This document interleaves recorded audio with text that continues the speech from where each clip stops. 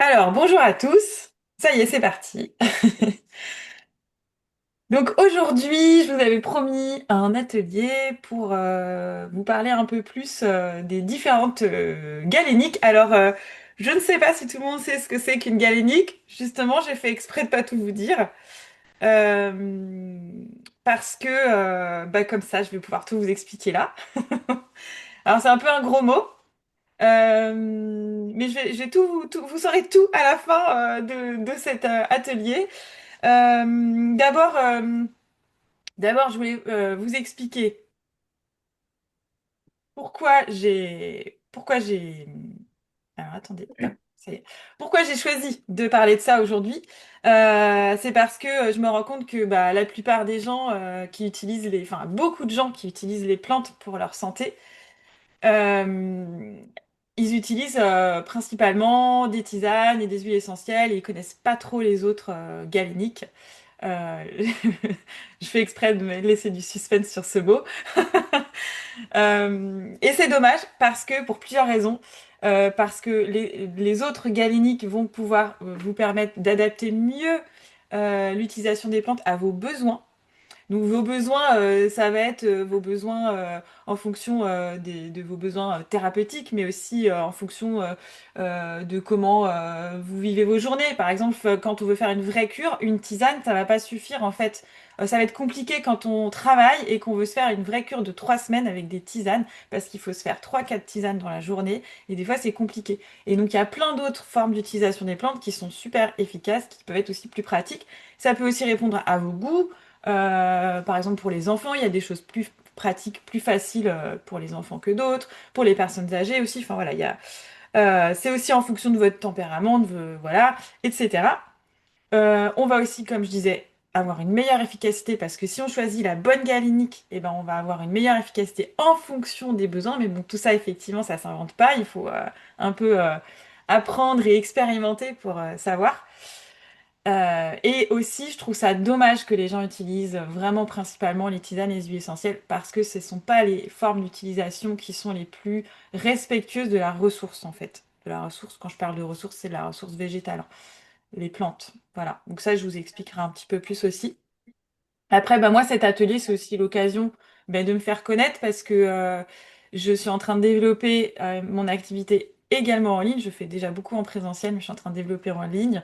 Et je sais que du coup, les gens ne me connaissent pas forcément et de faire ces ateliers-là en ligne gratuits, ça vous permet de voir un peu qui je suis, comment je travaille. Et moi, je sais que je, je vais pas me payer une formation avec quelqu'un si je la connais pas, donc j'ai besoin de savoir. Puis moi, j'adore en fait, hein, j'aime transmettre, moi, c'est mon truc, donc j'aime bien. Donc là, j'en ai fait beaucoup ces derniers temps, je vais en faire un petit peu moins dans les mois qui viennent, mais j'en ferai toujours des ateliers gratuits parce que je trouve ça important. Moi, j'aime bien donner. C'est ma façon de donner aussi. Voilà. Donc aujourd'hui, ce qu'on va, dé- on va vous allez découvrir aujourd'hui. Donc, je vais vous parler des différentes branches de la phytothérapie pour que vous compreniez un petit peu mieux après comment ça fonctionne tout ça et quelles sont ces diverses galéniques. Alors, peut-être que là, je vous ai pas dit, mais si vous pouvez couper votre micro maintenant, que vous pourrez rallumer tout à l'heure, si jamais, parce que des fois, il y a un peu des bruits parasites qui peuvent, voilà. Juste là, vous pouvez couper votre micro et on pourra le rallumer tout à l'heure. Donc après, je voulais aussi vous parler de quelques plantes utiles pour la peau, parce qu'on commence un peu à se poser des questions sur ces problèmes-là, avec le soleil qui arrive, mais pas que, les allergies aussi, beaucoup de choses. Je vous parlerai de 5 plantes, et puis c'est aussi le moment dans cet atelier de découvrir un petit peu ma façon d'aborder la phytothérapie, qui est un peu unique. Pourquoi? Parce que chacun est unique, donc mon approche de la phytothérapie, elle est unique aussi, mais je vous expliquerai en quoi. Et je vous présenterai aussi mon programme pour ceux que ça intéresse. Voilà. Mais vous ne serez pas obligé de rester jusqu'à la fin. Euh, donc d'abord, je vous présente qui je suis, ensuite la phyto, les galéniques, les plantes de la peau, mon approche et la formation. Voilà, c'est un peu ce que je viens de vous dire. Bon, il y en a plusieurs qui me connaissent déjà, mais quand même pas tout le monde, donc je me représente vite fait. Donc Primel, c'est mon prénom. Moi, j'ai été pendant presque 20 ans enseignante école primaire et en établissement médico-social avec des enfants handicapés pendant presque 20 ans. Donc voilà, moi l'enseignement c'est ma base en fait.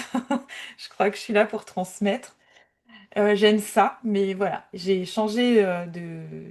complètement changé de métier il y a quelques années pour me tourner vraiment plus vers les plantes. Donc je vous ai écrit que je suis initiée depuis ma plus tendre enfance, initiée à la phytothérapie, à l'usage des plantes, parce que je suis tombée dans une famille où on se soignait au naturel et où on m'a appris à reconnaître les plantes de façon très naturelle, comme ça, c'était juste logique pour moi.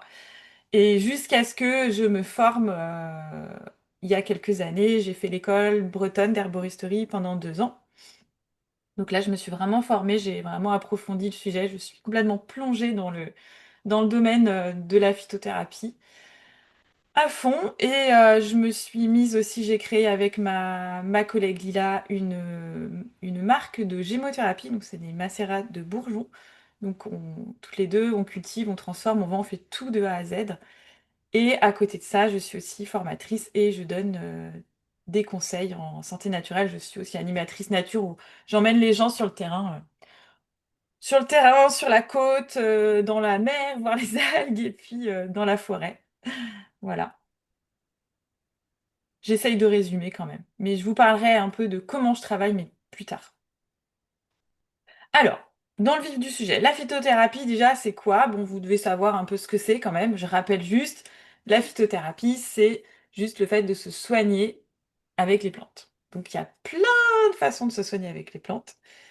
Euh, je vous explique tout ça. Je regarde si j'ai pas oublié de vous dire des choses. Non, c'est bon. Euh, alors, je vous ai fait un petit schéma.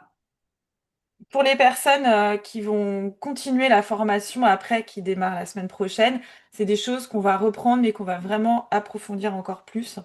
Mais là, je vous explique quand même le schéma.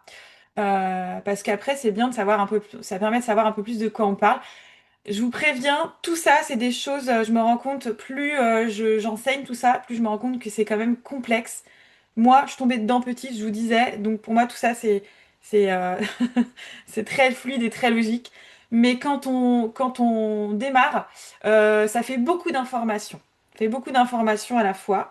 Et donc, je me rends compte qu'il y a vraiment besoin d'approfondir, de revoir, de voir de différentes manières et tout. C'est ce que je propose dans mes formations. Mais donc là, c'est une introduction. Donc si ça vous paraît beaucoup d'infos d'un coup, c'est normal, il faut pas désespérer. Mais j'essaye de faire en sorte que ce soit le plus clair possible. J'essaierai de vous envoyer un PDF. La dernière fois, j'ai pas réussi, mais comme vous n'êtes pas très nombreux là, je pense que je pourrais vous envoyer un PDF par mail hein, avec ce diaporama pour que vous ayez la trace. Voilà, vous pourrez revenir dessus comme ça. Donc la phytothérapie, on a plusieurs branches, on a trois grandes branches principales. Donc déjà l'herboristerie. Donc l'herboristerie, ça, c'est tout ce qui va englober l'utilisation des plantes les plus proches de leur état initial, comme on les trouve dans la nature, où il y a le moins de transformation possible. Mais ça peut être plein de choses. On va revoir après tout ça. Par la suite là, mais ça peut être voilà les tisanes, les décoctions, les sirops, les huiles, les baumes, les cataplasmes, les plantes fraîches qu'on frotte sur la peau. Voilà, tout ça, de l'herboristerie. Voilà. Ensuite, on a une autre branche qui est vraiment très différente.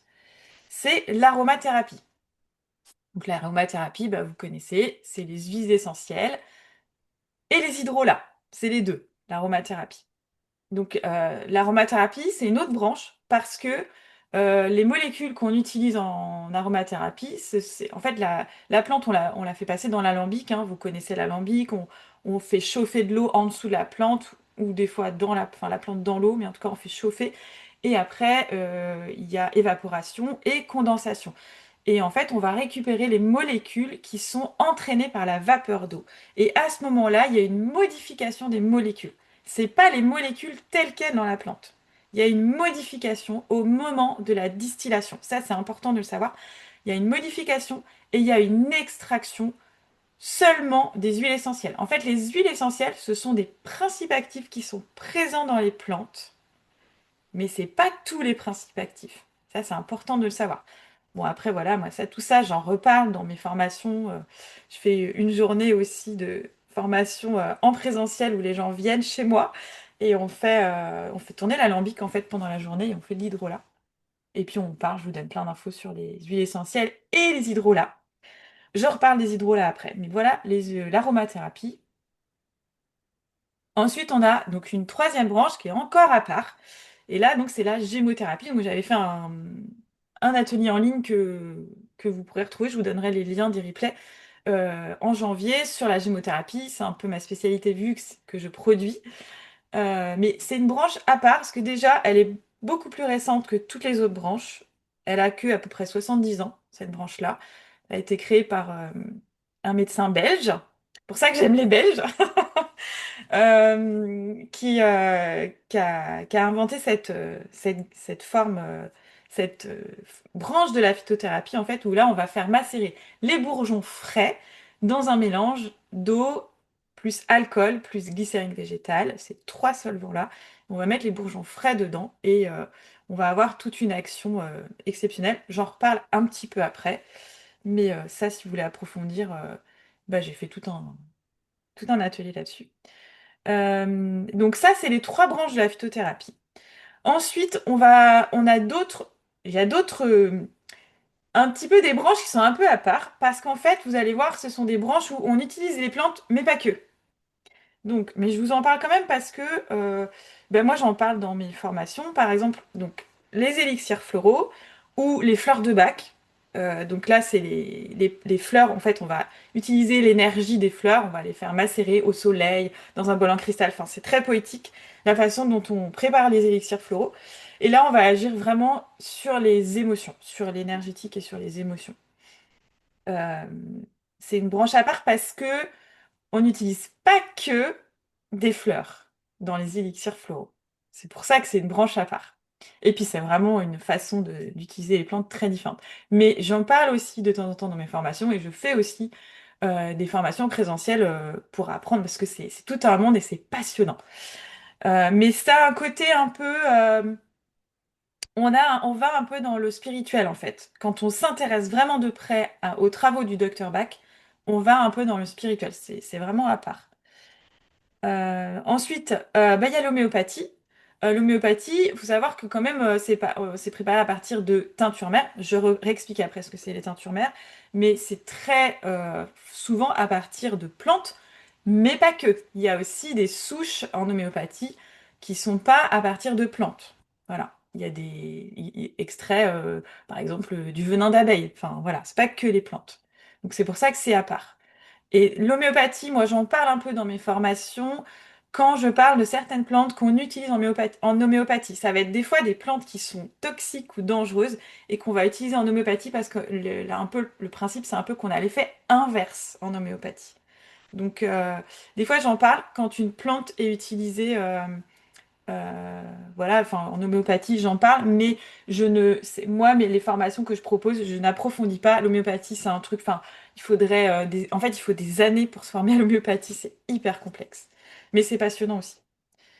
Et ensuite, bah, il y a une autre branche que je rajoute, c'est la mycothérapie. Donc là, on utilise des extraits c'est pas la mycothérapie, c'est on va extraire certains principes actifs de certains champignons qu'on va utiliser pour soigner. Voilà, donc je vais commencer à en parler un peu dans mes formations parce que j'ai commencé à me former aussi à la mycothérapie.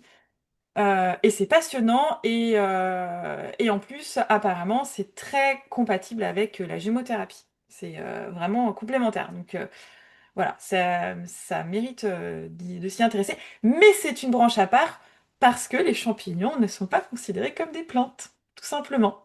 Et moi, dans ma formation d'herboriste, on ne parle pas de la mycothérapie. On en parle un tout petit peu parce qu'en botanique, on fait des parallèles avec les champignons. Mais faut savoir que les champignons, au niveau de l'évolution, dans l'histoire de l'évolution, la branche des champignons est beaucoup plus proche de la branche des humains que des plantes. comme les algues en fait. Enfin, les algues brunes. Les algues brunes sont plus proches de l'humain l'histoire de l'évolution que des plantes. Voilà. Donc voilà, ça, moi, dans mes formations, je vais donner des petits outils en fait pour utiliser tout ça, mais c'est pas la base non plus, quoi. C'est pas ma spécialité.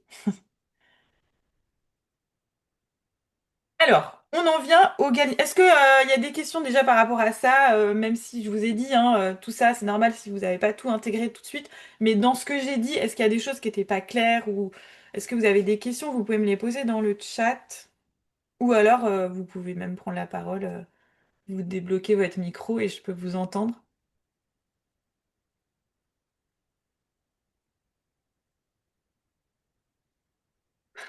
Ok.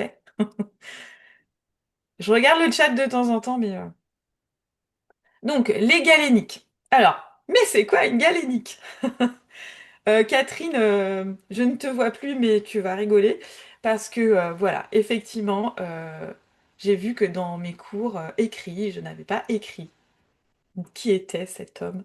Donc la galénique, en fait, le mot galénique, ça vient de cet homme qui s'appelle Claude Gallienne, qui était un médecin de l'Antiquité. Euh, c'est un médecin de l'Antiquité qui a vraiment énormément marqué l'histoire de la médecine et de la pharmacie. Parce qu'en fait, à l'époque, la médecine et la pharmacie n'étaient pas séparées. C'était la même branche, enfin, c'était les mêmes personnes qui pratiquaient. Donc lui, il a vraiment marqué l'histoire de la médecine et de la pharmacie pendant très très longtemps, pendant 1500 ans en fait. C'était vraiment une référence. Donc après, voilà, il y a eu plein d'autres apports scientifiques et tout, donc il y a eu d'autres choses, mais vraiment, il a vraiment marqué tout ça. Et donc, il préparait lui-même toutes ces préparations à base de plantes, il les faisait lui-même. Et donc, comme il maîtrisait bien cette science de la préparation des plantes, ben, on a appelé cette science la galénique. Donc, la galénique, ça vient de Galienne, et ça désigne cette science de la préparation, de la transformation des plantes. Voilà, pour l'usage médicinal. Donc maintenant, je vais vous présenter toutes les galéniques que moi j'utilise ou que vous avez vues ou déjà utilisées et je vais vous les présenter. Alors, je vais pas pouvoir y passer une heure non plus. Pour les personnes qui vont suivre la formation après, on va y passer plus de temps, mais je vais quand même vous les présenter. Donc, la première que je vous présente, bien sûr, c'est l'infusion. Euh, donc, l'infusion, ou la décoction, donc ça c'est pareil, c'est des choses qu'on revoit plus tard, on approfondit, mais la différence entre l'infusion et la décoction, c'est juste que la décoction, on va chauffer plus longtemps, c'est tout. On va chauffer en couvrant, toujours on couvre la tisane pour pas que les principes actifs s'évaporent. L'infusion, en fait, on va couper quand ça frémit. Et là, on va couper le feu quand ça frémit. Et la décoction, on va laisser bouillir pendant 5 jusqu'à 20 minutes parfois. Et ça va être pour des plantes qui sont plus coriaces. Enfin, ça va être des racines ou des graines pour extraire un peu mieux les principes actifs. Voilà. Infusion, décoction. On utilise la plante souvent sèche, parfois fraîche, qu'on met dans de l'eau chaude, quoi. Alors, on peut faire aussi dans l'eau froide. Les avantages de l'infusion, c'est que c'est facile de faire sécher des plantes. Tout le monde peut le faire sécher des plantes. C'est facile à transformer. Voilà. Par contre, l'inconvénient, c'est que quand on veut se faire des tisanes, je vous disais tout à l'heure, si vous voulez faire une cure de 21 jours, hein, c'est 21 jours en général une cure quand on veut agir sur un symptôme. Euh, et les tisanes, il faut en prendre 3 à 4 fois par jour. Donc ça veut dire faire 3 à 4 fois par jour sa tisane. Euh, je peux pas m'étendre sur le sujet là, mais il y a quand même des choses à savoir quand on veut faire une infusion, notamment couvrir pour pas perdre les principes actifs. Il y a plein de petites choses à savoir. Les tisanes Nous, les herboristes, on dit une tisane, une plante séchée ne se conserve qu'une année. Parce qu'après, elle perd ses principes actifs. Donc voilà. Par contre, moi j'aime beaucoup la tisane, j'en bois beaucoup. Je trouve ça convivial, chaleureux. J'adore mon petit moment où je prends ma tisane. C'est vraiment, on a la tasse chaude dans les mains. Il y a vraiment plein de choses autour de ça qui sont très chouettes. Mais voilà, il y a pas que des avantages. Ensuite, on a la poudre de plante. On peut utiliser des poudres de plante, alors soit en gélule, soit en poudre comme ça. On peut mettre des poudres de plantes dans des cataplasmes, par exemple. Donc ça, c'est en externe. On peut aussi donc les avaler en gélule. L'avantage, c'est que c'est facile à doser. On sait combien il y a dans une gélule. On a toute la plante. Par contre, elle a été séchée, donc on n'a plus l'eau de la plante. Donc dans l'eau, j'en reparlerai sûrement après, mais dans l'eau de la plante, on a l'information énergétique de la plante. Donc là, dès qu'on a une plante sèche, on perd ça. Après, il y a aussi un autre inconvénient, c'est qu'il y a des gens qui ont du mal à les avaler, les enfants ou les personnes âgées vont avoir du mal à les avaler. Et bah, des fois, il y a beaucoup de gens qui ne digèrent pas bien les capsules. Et souvent, on ne sait pas trop ce qu'il y a dans les capsules. Voilà. Donc, un peu l'inconvénient de. J'essaie de vous donner un peu avantage et inconvénient à chaque fois. Même si je pourrais faire 1 heure sur chaque galénique. Ah Ah, ja. il y a quelqu'un qui a son micro qui est branché. Ja. Euh, je vais. euh,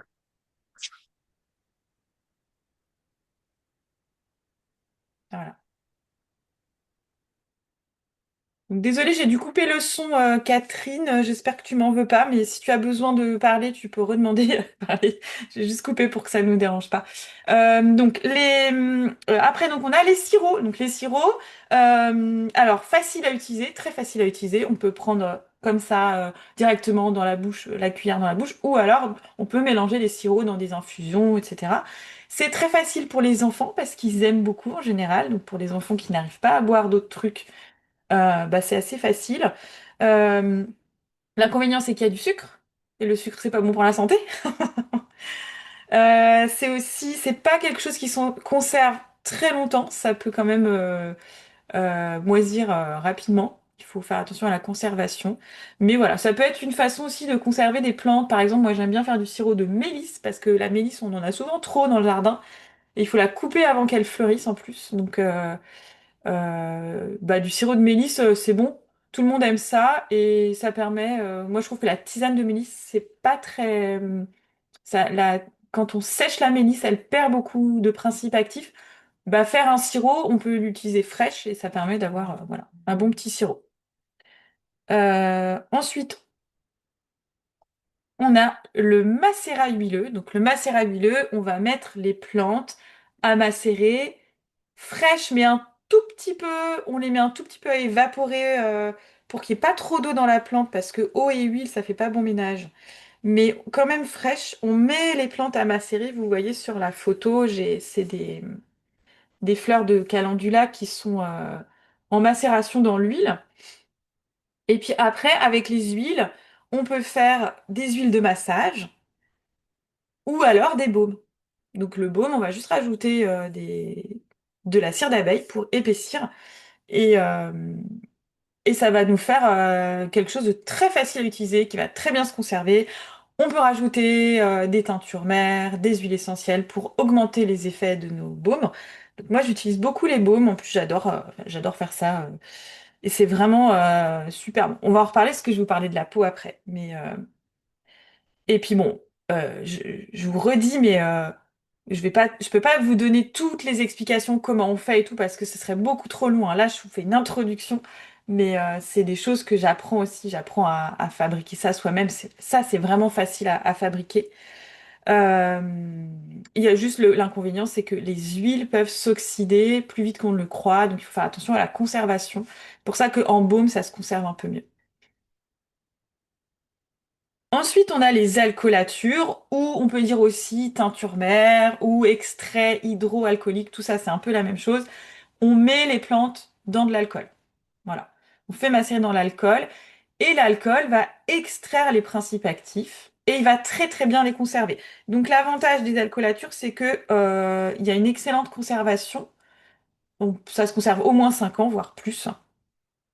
Et par contre, bah, l'inconvénient, c'est qu'il y a beaucoup d'alcool. Donc pour les personnes qui sont sensibles à l'alcool, bah, donc les enfants, les femmes enceintes, bah, les personnes qui ont des antécédents d'alcoolisme, bah, on va pas du tout mettre de ce type de galénique.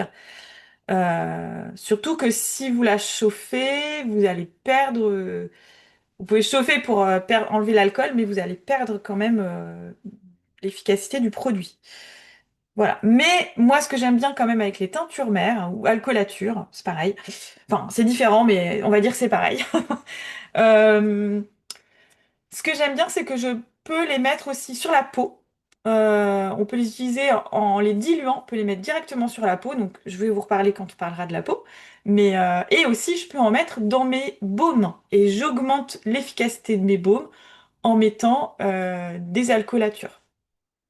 Donc, il y en a plein aussi. Je vous en reparlerai un peu, mais c'est des choses à avoir dans sa pharmacie, certaines en tout cas. Ensuite, alors ça, c'est quelque chose dont peu de gens vont vous parler quand on parle de phytothérapie et d'herboristerie.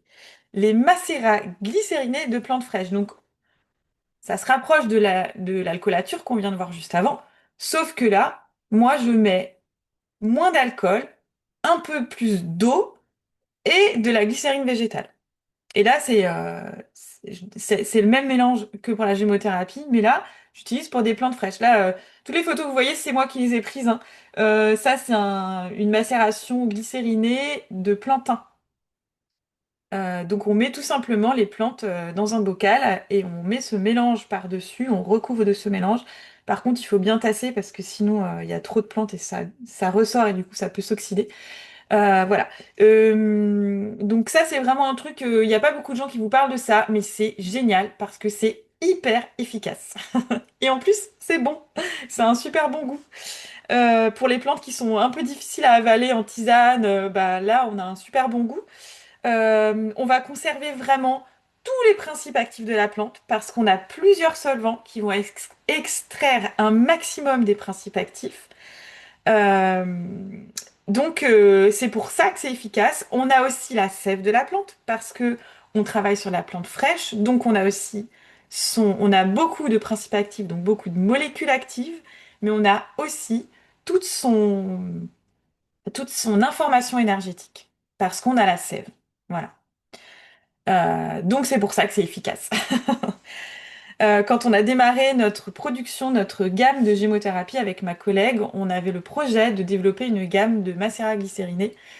C'était notre projet, mais on l'a abandonné parce qu'on avait trop de travail.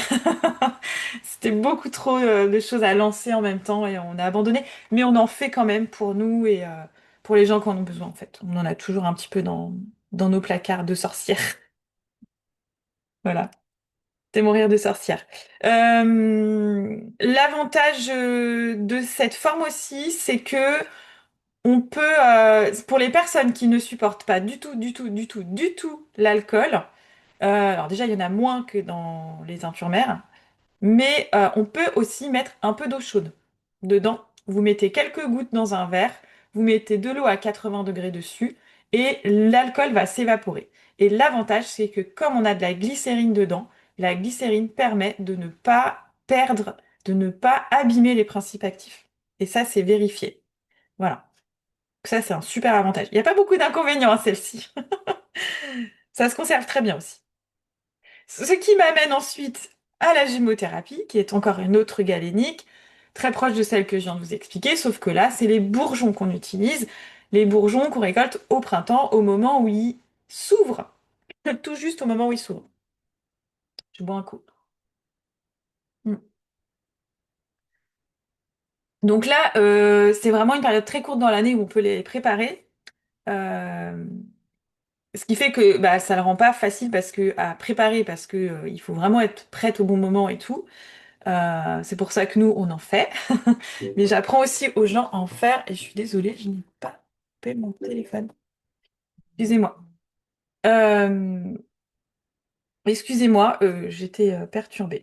Donc la gémothérapie, il y a tous les avantages que je viens de vous décrire tout à l'heure, avec le fait qu'on a quelque chose de très efficace parce qu'on a beaucoup de principes actifs, parce qu'on a ces trois solvants qui vont extraire un maximum. euh, une excellente conservation. Et en plus, comme on travaille sur le bourgeon, donc dans le bourgeon, on a ce qu'on appelle le méristème, donc la cellule souche, qui va permettre une régénération des tissus. C'est de la cellule souche végétale. Donc on permet un drainage en profondeur des tissus, une régénération des tissus. Donc c'est génial. Bon, forcément, hein, vous en doutez, je produis de la gémothérapie, c'est pas par hasard, hein, c'est parce que pour moi c'est la galénique la plus efficace. Mais bon, il faudra aller voir mon atelier sur la gémothérapie, parce que je vais pas vous faire une conférence là-dessus maintenant. Là, l'inconvénient, ça va être bah, quand vous en achetez, ou quand vous, si vous voulez en préparer vous-même, c'est au moment de la récolte en fait. Voilà. Il peut y avoir des laboratoires, des gros laboratoires qui vont un peu abîmer la ressource végétale parce que c'est des jeunes pousses, donc quand on prend une jeune pousse, bah, on empêche la plante de se développer. Donc si on le fait intelligemment, il n'y a aucun problème, voire même ça va un peu booster et un peu donner la patate à la plante souvent. Donc quand on le fait intelligemment, on remarque que les plantes sont vraiment en forme, elles sont même plus en forme. Mais si on le fait pas intelligemment, comme certains labos le font, on le sait, ils récoltent tout, bah là on va épuiser la ressource. Voilà. Donc c'est point de vigilance sur la gémothérapie. Ensuite, on a les huiles essentielles. Je vous aurai un résumé de tout ça après, hein. Les huiles essentielles. Donc, je vous ai expliqué tout à l'heure comment on les faisait avec l'alambic et tout. L'avantage des huiles essentielles, c'est que c'est très efficace, très vite, parce elles sont très très concentrées en principe actif. Mais la contrepartie, c'est qu'il y a beaucoup d'effets secondaires. Et notamment des effets secondaires que les gens ne connaissent pas. Parce qu'il y en a certains qui ne sont pas visibles, en fait. Quand vous prenez une tisane et qu'elle est trop diurétique, bon bah tout de suite vous allez voir, vous allez aller aux toilettes, hein. Ça se voit tout de suite. Mais les huiles essentielles, alors il peut y avoir des réactions cutanées, ça vous allez voir tout de suite, mais il y a aussi certaines qui ont un mauvais effet sur le système nerveux. Donc ça va se passer dans le cerveau, mais ça se voit pas tout de suite. Donc là, faut être vigilant. Voilà. Donc moi, dans mes formations, moi j'utilise les huiles essentielles. J'apprends aux gens à les utiliser dans tous les thèmes que j'aborde. Je vous propose des recettes avec des huiles essentielles, mais déjà moi, je vous conseillerais pas de les prendre en interne. Mince, il y a des gens dans la salle d'attente. J'avais pas vu. Bienvenue à ceux qui viennent d'arriver. Je suis désolée, j'avais pas vu que vous étiez en train d'attendre. Euh, Donc, j'étais en train de parler des huiles essentielles. Donc, je vous disais, voilà, moi, dans mes formations, je vous explique comment les utiliser. Je vous dirai pas les utiliser en interne parce que j'estime qu'il faut aller voir un spécialiste pour ça. Donc là, il y a des naturopathes qui connaissent très bien les huiles essentielles et qui peuvent vous prescrire des huiles essentielles en interne, en gélule, mais ça, c'est vraiment dans des cas particuliers. La plupart du temps, vous pouvez les utiliser en massage en externe. Donc moi, je vous apprends le, à faire un mélange avec le bon dosage d'huile essentielle en fonction des besoins. Et je vous apprends les dangers de certaines huiles essentielles, lesquelles sont inoffensives, lesquelles sont avec un gros point d'attention. Voilà. Moi, je les utilise donc en massage. C'est super efficace en massage. Moi, j'ai toujours plusieurs mélanges à la maison, un pour les douleurs, un pour la détente et un autre pour l'immunité. Voilà. Et je les mets aussi dans les baumes parce que ça va augmenter la conservation de mes baumes et l'efficacité de mes baumes. Voilà. Donc ça, tout ça, je vous apprends à faire ça.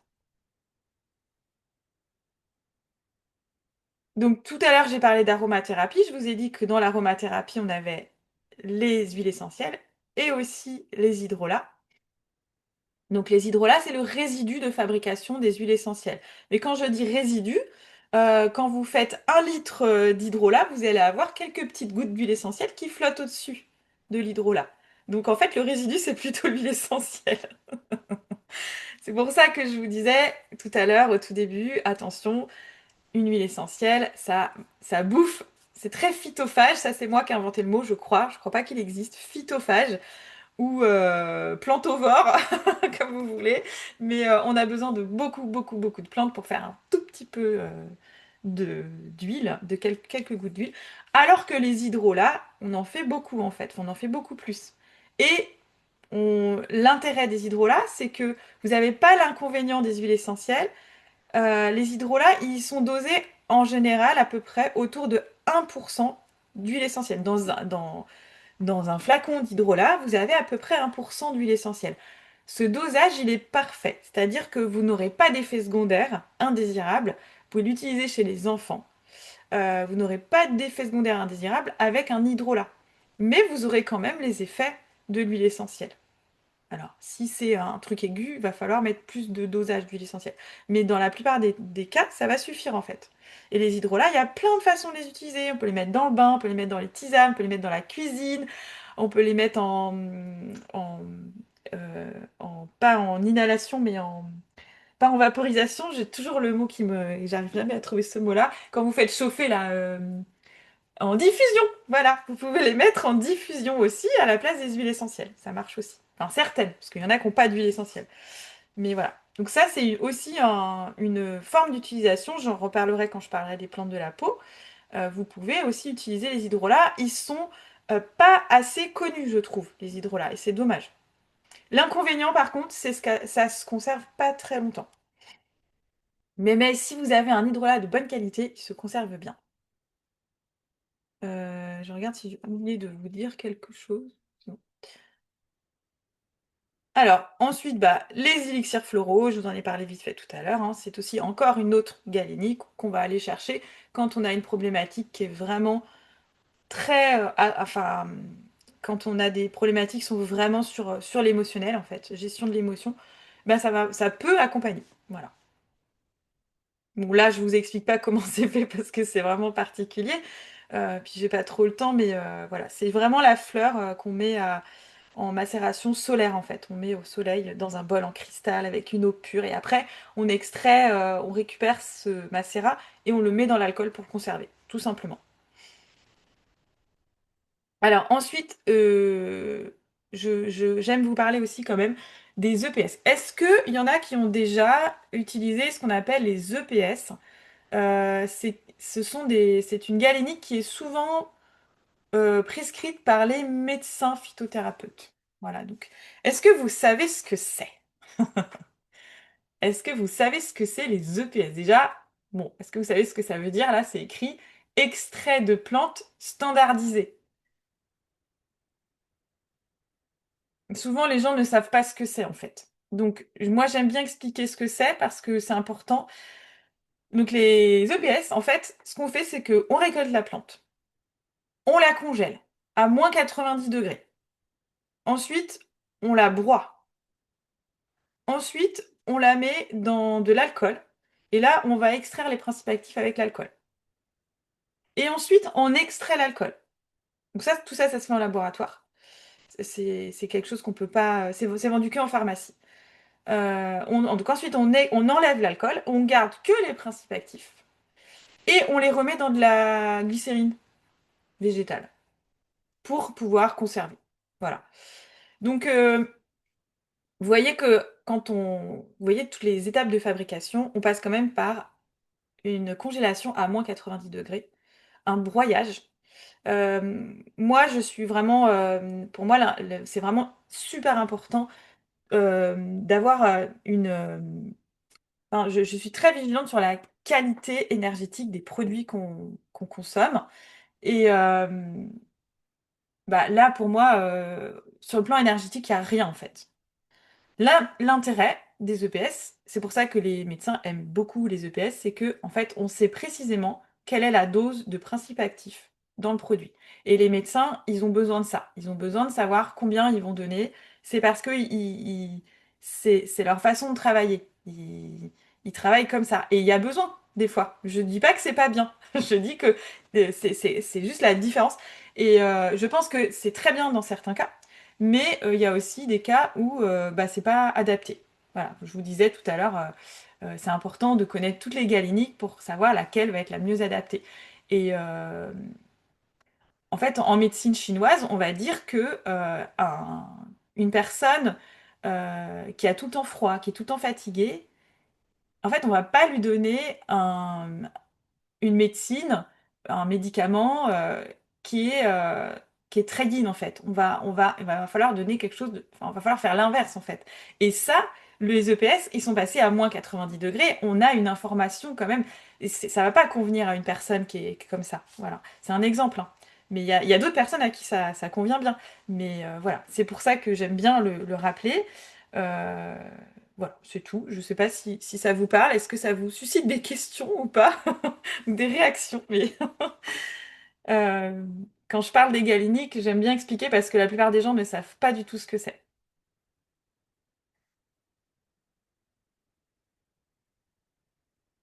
Voilà. Et puis donc, la dernière galénique, quand même, j'aime bien la dire, les aromates en cuisine et les épices. Voilà.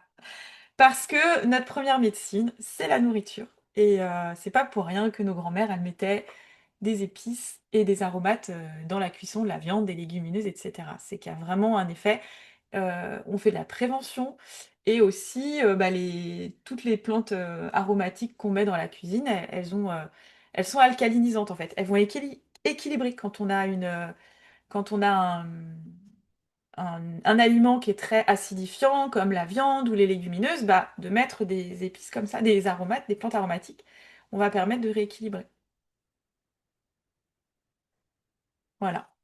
Donc, je vous remontre tout ce que je vous ai dit. Voilà, en résumé, il manque sur cette page, il manque l'extrait glycériné. Mais bon, ça se rapproche beaucoup de la gémothérapie dans la galénique. Donc voilà, vous avez tout là, tout ce que je vous ai dit, vous l'avez sous les yeux, sauf les EPS, je vous les ai pas mis parce que en fait, moi, je les conseille pas en fait, hein, mais je voulais vous expliquer ce que c'était. Donc voilà, tout ça, c'est ce que je conseille ou j'explique en fait, je vous apprends à les fabriquer, je vous apprends à les utiliser. Voilà. Est-ce que vous avez des questions là maintenant? Et après, je vais passer aux plantes de la peau. Je regarde l'heure. En fait, moi, j'aurais une question concernant la conservation.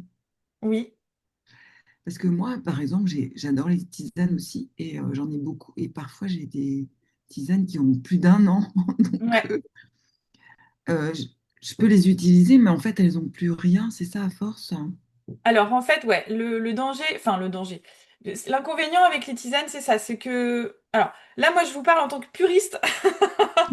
En formation d'herboristerie, on nous dit vraiment une tisane, c'est au bout d'un an, bah, il y en a, automatiquement, ils les mettent au compost, hein, au bout d'un an. Moi, ce que je fais, c'est qu'au bout d'un an, bah, en fait, je les sens. Je sens. Alors, des fois, il faut les froisser un peu pour sentir. Et si vraiment il n'y a plus d'odeur, bah, je les mets au compost. Voilà. Il y en a Ah, certaines qui vont se conserver un peu plus qu'un an. Après, ça va dépendre de la qualité de la plante au moment de la cueillette, la qualité du séchage et la qualité de mm, la conservation. mm, Mais d'accord. vraiment, moi, je vous invite, hein, si...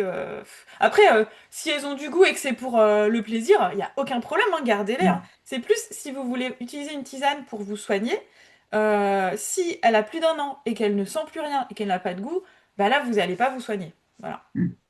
Ouais, c'est d'accord. surtout ça. Il y a Ok. vraiment... vous prenez une même plante séchée, enfin, différents échantillons, vous n'allez pas avoir les mêmes teneur en principe actif en fait. Et vraiment, l'odeur et la couleur aussi sont vraiment des indices. C'est pour ça que d'ailleurs, hein, bon, je peux pas tout vous expliquer sur la tisane, mais quand on les fait sécher, on les fait sécher dans le noir, et quand on les conserve dans le noir. Oubliez vos bocaux sur les étagères de la cuisine en verre transparent, hein. Les tisanes, c'est dans le Ah, noir, hein. oui. Mm, Voilà, c'est pour mm. ça. Tu vois, si tu les conserves en pleine lumière pendant un an, bah, ça se trouve au bout de 6 mois, elles ont déjà plus de principe actif, quoi. Donc, par exemple, tu vois, en ce moment, il y a beaucoup d'orties. Mm. Là, j'en ai ramassé, je les ai posées sur un grand plateau, mais c'est dehors. Ouais. Donc, en fait, il Bah, faut que je les mette à l'ombre. ouais, alors, bah, moi, c'est vrai que bah, moi, j'ai de la chance, j'ai une maison en bois qui est très sèche, et donc c'est Hmm, super chez moi. Je les mets dans mon salon, en fait. Je les mets dans des cagettes. Et, d'accord, alors, faut pas trop en mettre, faut que ce soit aéré, hein. Et puis, hmm, je superpose des cagettes comme ça. Et d'accord. je mets un tissu par-dessus. de Mhm. préférence plutôt foncé, pour empêcher la lumière. C'est juste D'accord. les UV en fait. La poussière et les UV, quoi. Voilà. Ok, Ouais. ok. Ça, c'est faisable, ça, c'est facile à C'est faire. facile et à besoin de rien, Mhm. c'est hyper simple. Mhm. Mhm. Voilà. Ok, super, merci, Prunelle. Donc je continue. Vous avez d'autres questions par rapport à tout ce que je viens de dire, s'il y a des choses qui n'étaient pas claires ou après je vous dis, hein, je vais pas pouvoir vous faire un cours sur le macérat huileux, un cours sur l'infusion, un cours sur, enfin ça va être, il y aura trop de choses. Mais déjà si vous n'avez pas bien compris la différence entre l'un et l'autre ou voilà, je peux répondre à vos questions. Bon, en tout cas s'il y en a d'autres qui viennent après, n'hésitez pas. Je continue. Euh, hop. Donc, les plantes de la peau, je vais vous présenter 5 plantes. Alors, j'ai toujours du mal à faire des choix. J'aimerais bien vous parler de tout, mais je sais que je peux pas parler de tout parce que c'est trop long. J'en ai choisi 5 et je vais vous parler, je vais vous expliquer pour chaque plante comment les utiliser. Vous allez pouvoir voir concrètement pour chaque plante, il y a plein de formes d'utilisation différentes. Il n'y a pas que les tisanes et que les huiles essentielles. Vous allez voir qu'il y en a plein. Donc, je vous invite à bien écouter. Vous allez voir, à la fin, je vous ferai un petit test pour voir si vous avez bien écouté. J'aime bien faire des petits jeux. C'est mon côté maîtresse d'école, hein. Donc voilà, vous allez voir, je me suis amusée avec des gommettes en plus.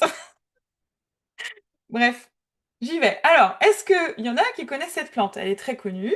Allez-y, dites-moi. Vous pouvez, soit avec le micro, soit dans le chat, dites-moi si vous connaissez cette plante. Calendula. Oui? Si, calendula. Ouais. Calendula. Alors, calendula, on peut dire aussi le souci. C'est un autre nom. Calendula officinalis, c'est son nom latin. Et donc, souci ou calendula, c'est la même plante.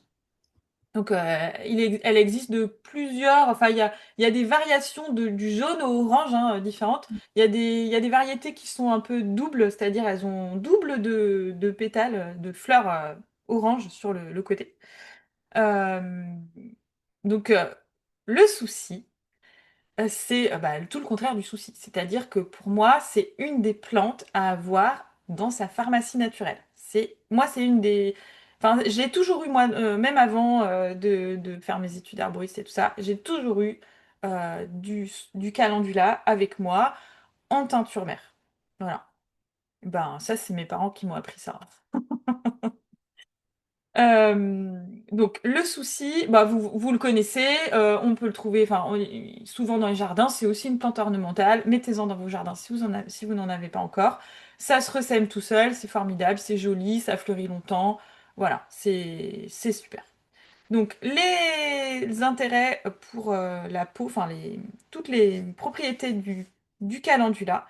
Donc c'est vraiment la plante de la peau par excellence. D'ailleurs, moi je la conseille que en externe. On la voit souvent dans les tisanes, alors que normalement on n'a pas le droit de la commercialiser dans les tisanes en France, mais bon ça c'est pas grave. Je pense que c'est parce que ça met de la couleur. Voilà. Mais c'est surtout un intérêt pour la peau. Donc, elle est calmante, donc elle va empêcher de se gratter, par exemple. Elle est antioxydante, elle est cicatrisante et elle est antiseptique. Donc, elle va être utilisée dans plein de situations. Alors, vous pouvez l'utiliser alors, en teinture mère, en alcoolature, quoi, en diluant un petit peu l'alcoolature avec de l'eau ou du sérum physiologique. On peut nettoyer la peau, on peut nettoyer les plaies, on peut nettoyer les boutons d'acné, on peut nettoyer tout plein de problèmes de peau avec la teinture mère un petit peu diluée. On va l'utiliser aussi sur les eczémas suintants. Tout ce qui est problème de peau suintant, on va l'utiliser en alcoolature. Comme je vous disais, on va appliquer directement sur la peau. Et par contre, si c'est une problématique de peau sèche, comme l'eczéma par exemple, le psoriasis, les crevasses, les brûlures, on va utiliser l'huile ou le baume, du coup. Donc là, on va utiliser la macération huileuse.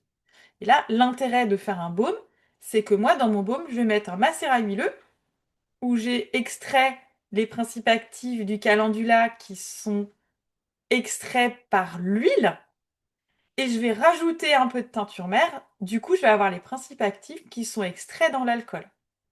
Parce que chaque principe actif va extraire, chaque solvant va extraire certains principes actifs. Donc, on va augmenter l'efficacité. Alors, Catherine, merci d'être venue.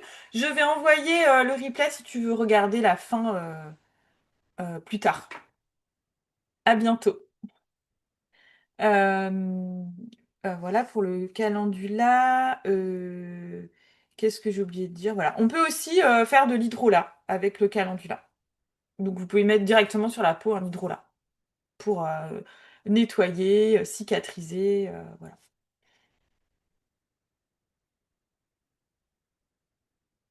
Et donc moi, mes utilisations galéniques préférées avec le calendula, c'est la teinture mère et le baume. Voilà, c'est vraiment, moi j'ai toujours ça avec moi. Quand je pars de chez moi, j'ai toujours un baume au calendula et de la teinture mère sur moi. Ça sert à plein de choses. J'ai pas dit, mais ça sert aussi quand vous avez des aftes ou des irritations dans la bouche, euh, des angines aussi. Vous faites des gargarismes avec de la teinture mère de calendula diluée dans 4 volumes d'eau. Un volume de teinture mère, 4 volumes d'eau. Et vous faites des gargarismes, vous faites ça 3 fois dans la journée et ça vous passe les aftes, les angines. Si ça passe pas au bout de 48 heures, vous allez consulter. Mais normalement, dans la plupart des cas, ça suffit.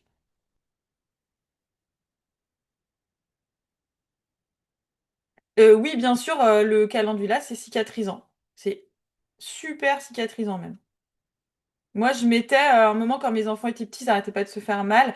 Quand ils avaient une blessure comme ça, je mettais du baume au calendula sur la blessure. Je badigeonnais de baume au calendula et je mettais un pansement que je laissais comme ça pendant 24 heures. J'y touchais pas et ça cicatrisait super vite. En fait, c'est antiseptique en même temps, donc c'est top.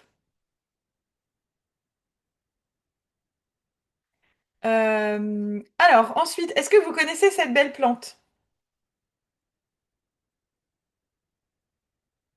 Les pensées, Oui, non? la pensée sauvage. Donc la pensée sauvage, alors pour la reconnaître, il faut faire attention parce qu'il y a plusieurs variétés de pensée. Il y en a qui sont ornementales et qui sont pas médicinales. Là, c'est la viola tricolore. Il faut regarder ses feuilles. En fait, elle a des feuilles un petit peu découpées sur le bord. Voilà. Et donc les couleurs de la pensée sauvage, elles peuvent varier. Vraiment, c'est une variation entre le blanc, le jaune, le violet, le mauve et le violet foncé. Elle peut avoir plein de couleurs, hein. Et donc C'est la la pensée... période. Pardon?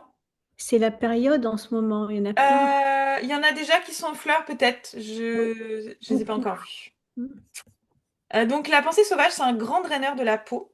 Pour ceux qui étaient qui ont assisté à mon atelier précédent où j'ai parlé du foie, j'ai parlé de la bardane, qui est aussi un excellent draineur de la peau. La bardane, elle va drainer la peau et le foie. La pensée sauvage, elle est vraiment typiquement sur la peau, également aussi sur les inflammations respiratoires.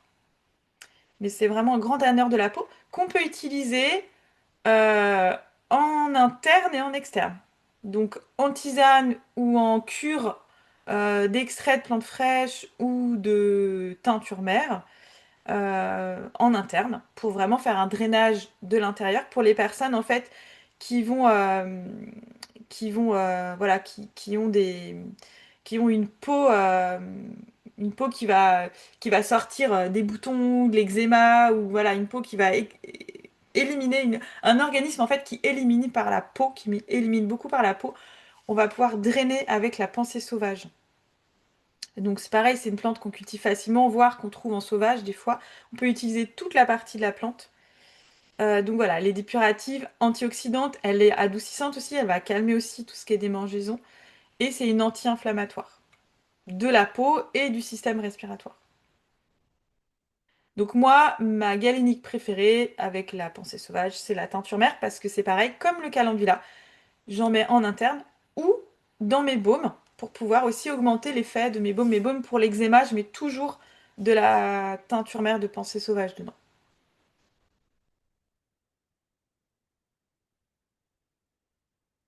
Alors je continue, parce que je vois quand même que l'heure tourne. Bon, bah celle-ci, vous la connaissez. J'ai pas besoin de vous demander. Donc le plantain, vous voyez sur les photos, il y a plusieurs variétés de plantain. Toutes les variétés de plantain sont médicinales, hein. Vous pouvez pas vous tromper. La particularité du plantain, c'est que les nervures du plantain sont parallèles. Et ça, c'est vraiment particulier au plantain. La plupart des plantes, vous avez une nervure centrale et puis d'autres qui partent comme ça. Mais le plantain, toutes les nervures sont parallèles. Et donc là, vous avez le plantain média, plantain lancéolé, le plantain majeur et le plantain corne de cerf. Vous avez plusieurs variétés. Souvent, c'est le plantain lancéolé qu'on utilise parce que c'est le plus courant et il est facile à récolter. Donc, c'est un grand anti-inflammatoire. Alors, pas que de la peau, mais aussi de la peau. Un anti-allergique, un cicatrisant. C'est aussi un antibactérien, un adoucissant, donc qui va aussi calmer les démangeaisons de la peau, et un dépuratif. Donc, il a énormément de qualité. On peut l'utiliser en interne et en externe. On peut l'utiliser dans la cuisine. On peut faire des tisanes, des teintures mères.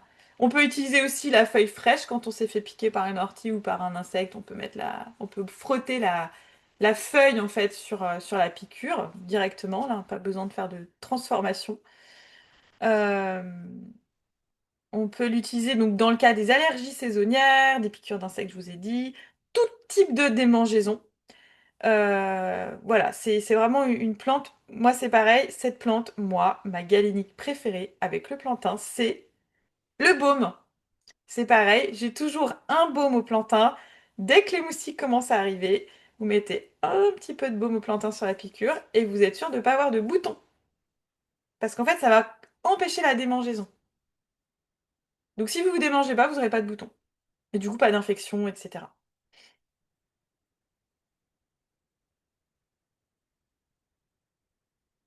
Mais on en trouve partout. C'est vraiment gratuit là, hein. Alors, une autre plante qu'on trouve gratuitement aussi, qui est vraiment un effet très spécifique. J'aime bien parler des plantes qu'on trouve dans la nature facilement, hein. Vous la reconnaissez? Millepertuis? Yes. Le millepertuis, Hypericum perforatum. Alors là, pour reconnaître le millepertuis en pleine nature, il y a pas mal de petites choses à savoir. Je ne vais pas pouvoir vous donner tous les détails là parce qu'il faut vraiment l'avoir sous les yeux. Mais il existe beaucoup de variétés de millepertuis et pour trouver le millepertuis médicinal, déjà il y a un premier indice. Je ne sais pas si vous voyez bien sur l'image, mais la feuille là, en fait, quand on regarde, on met la feuille avec le soleil derrière ou la lumière derrière la feuille, on voit 1000 petits trous. Donc hypericum, enfin millepertuis, c'est 1000 petits trous. Voilà. Perforatum. C'est un des indices de reconnaissance du millepertuis, mais il y en a d'autres. Euh, Notamment, en fait, il a ces étamines qui libèrent. En fait, la fleur, elle est jaune, mais c'est un peu magique. Le millepertuis, c'est une plante un peu magique. Enfin, moi, quand j'étais petite, je croyais que c'était de la magie. Parce que ma maman, elle mettait des fleurs jaunes de millepertuis à macérer dans de l'huile, et l'huile devenait rouge. Je trouvais que c'était de la magie. En fait, maintenant, j'ai compris. C'est qu'il y a ces petites étamines. Je ne sais pas si vous les voyez. Il faudrait grossir encore la photo, mais elle a des étamines rouges. En fait, quand vous cueillez les fleurs de millepertuis, si c'est le bon millepertuis, vous avez les doigts un petit peu rouge marron en fait. Au bout d'un moment, parce que c'est ces étamines qui libèrent ce petit truc rouge là. Et, euh, et c'est ça qui va teinter l'huile en fait, l'huile solarisée. Et moi, je trouve ça magnifique parce que le millepertuis, c'est vraiment la couleur du soleil.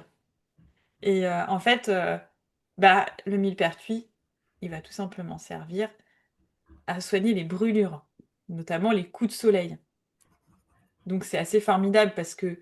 Et alors, il faut faire... Je vous ai mis des petits... Attention, attention, parce que... Alors, il soigne les coups de soleil, il est hyper efficace pour apaiser les brûlures, mais attention, il faut pas en mettre sur votre peau avant d'aller au soleil. Parce que si vous en mettez avant d'aller au soleil, il va faire l'inverse, il va vous brûler. Mais du coup, lui-même, il a il nous montre un peu lui-même. Attention, parce il est jaune soleil, mais il devient rouge. Voilà, je trouve ça formidable. Et en plus, c'est un peu, C'est la plante du soleil, mais aussi la plante du soleil dans le cœur, parce que c'est une plante qu'on donne qui est efficace aussi sur les dépressions, en fait. Là, du coup, c'est en interne. On va prendre des tisanes ou des extraits de plantes euh, pour soigner la dépression. Mais, deuxième panneau, attention, quand on le prend en tisane, il faut être vigilant parce qu'il annule les effets des médicaments. Donc, médicaments, pilules et tout, hein. Donc, moi, je le conseille pas trop en interne parce que j'ai peur que les gens fassent des bêtises. Mais c'est bien de le savoir quand même. Donc voilà, il est cicatrisant, il est antiseptique, il est prurigineux, c'est un gros mot, ça veut dire qu'il va empêcher la démangeaison, tout simplement. Anti-inflammatoire. Voilà. On peut aussi donner l'huile de millepertuis. On peut faire des massages avec l'huile de millepertuis pour calmer les douleurs de sciatique. Voilà. Euh, Donc voilà, ma galinique préférée, c'est l'huile. Après, bon, le baume, c'est bien, mais vraiment, quand on a une brûlure, c'est bien d'avoir de l'huile parce qu'un baume sur une brûlure, ça peut faire mal d'étaler un baume. Mais voilà.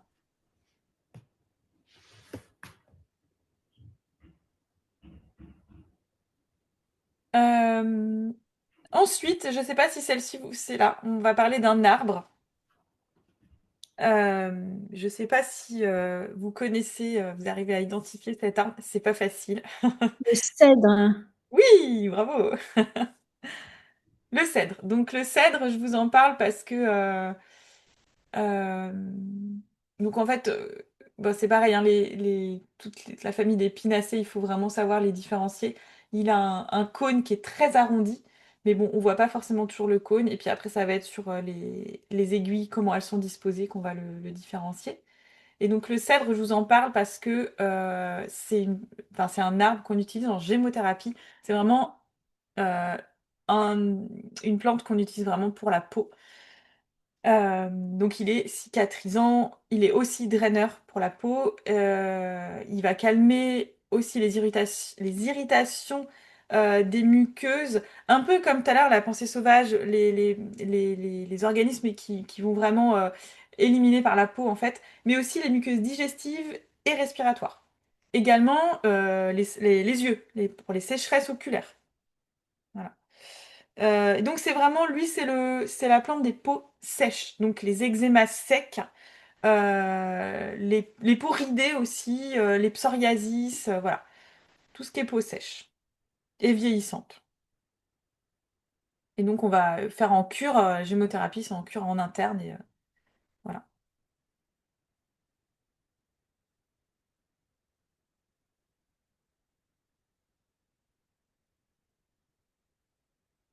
Alors est-ce que vous avez bien tout retenu? On va voir. À vous de jouer. Vous me dites, vous pouvez mettre vos micros, vous allez me dire. Bon, ça c'est facile, c'est quoi? Calendula. Calendula. Et alors, comment on peut l'utiliser? Ah ah. En baume, En baume? en tisane aussi, Oui. j'imagine.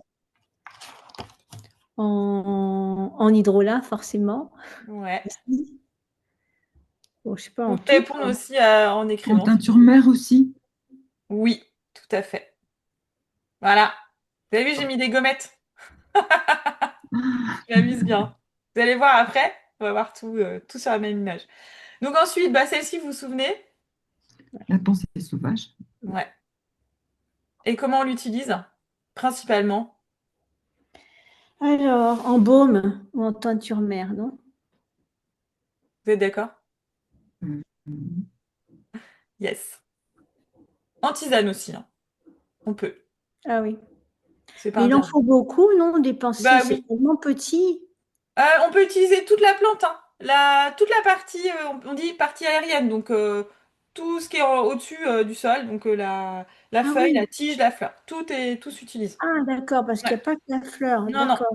Sinon, c'est... Le souci, c'est que ce qu'on appelle le capitule, donc les fleurs qui sont tout en haut. La pensée sauvage, c'est toute la plante. Enfin, pas la D'accord. racine.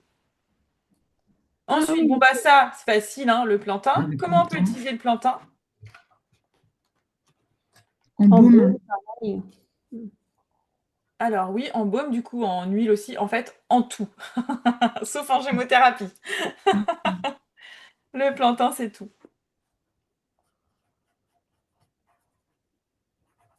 Ensuite, bon bah celui-là, j'en ai parlé il y a pas longtemps, vous allez vous en rappeler.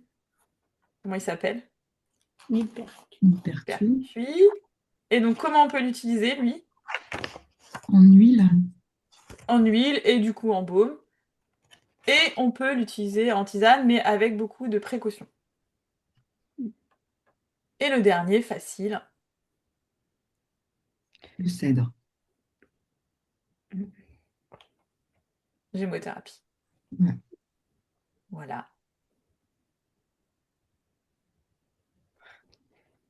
Bien, super. Bravo. Du coup, alors après, donc moi je vous avais promis que je vous parlerais un peu plus En fait, là, vous avez eu un bon exemple, mais je voulais un peu vous détailler un peu, moi, comment j'approche enfin, quelle est mon approche de la phytothérapie? Je vous ai dit, bah moi, j'ai une approche spéciale, enfin, parce qu'on est tous uniques et spéciaux, mais voilà, je voulais en fait, comme vous avez un peu vu ce que je fais avant, vous allez mieux comprendre, mais donc moi, mon approche de la phytothérapie, c'est une approche qui est déjà, avant tout, connectée à la plante. Pourquoi? Parce que ben, moi, j'aime les plantes. J'aime les plantes parce que ben, je les utilise pour moi depuis longtemps.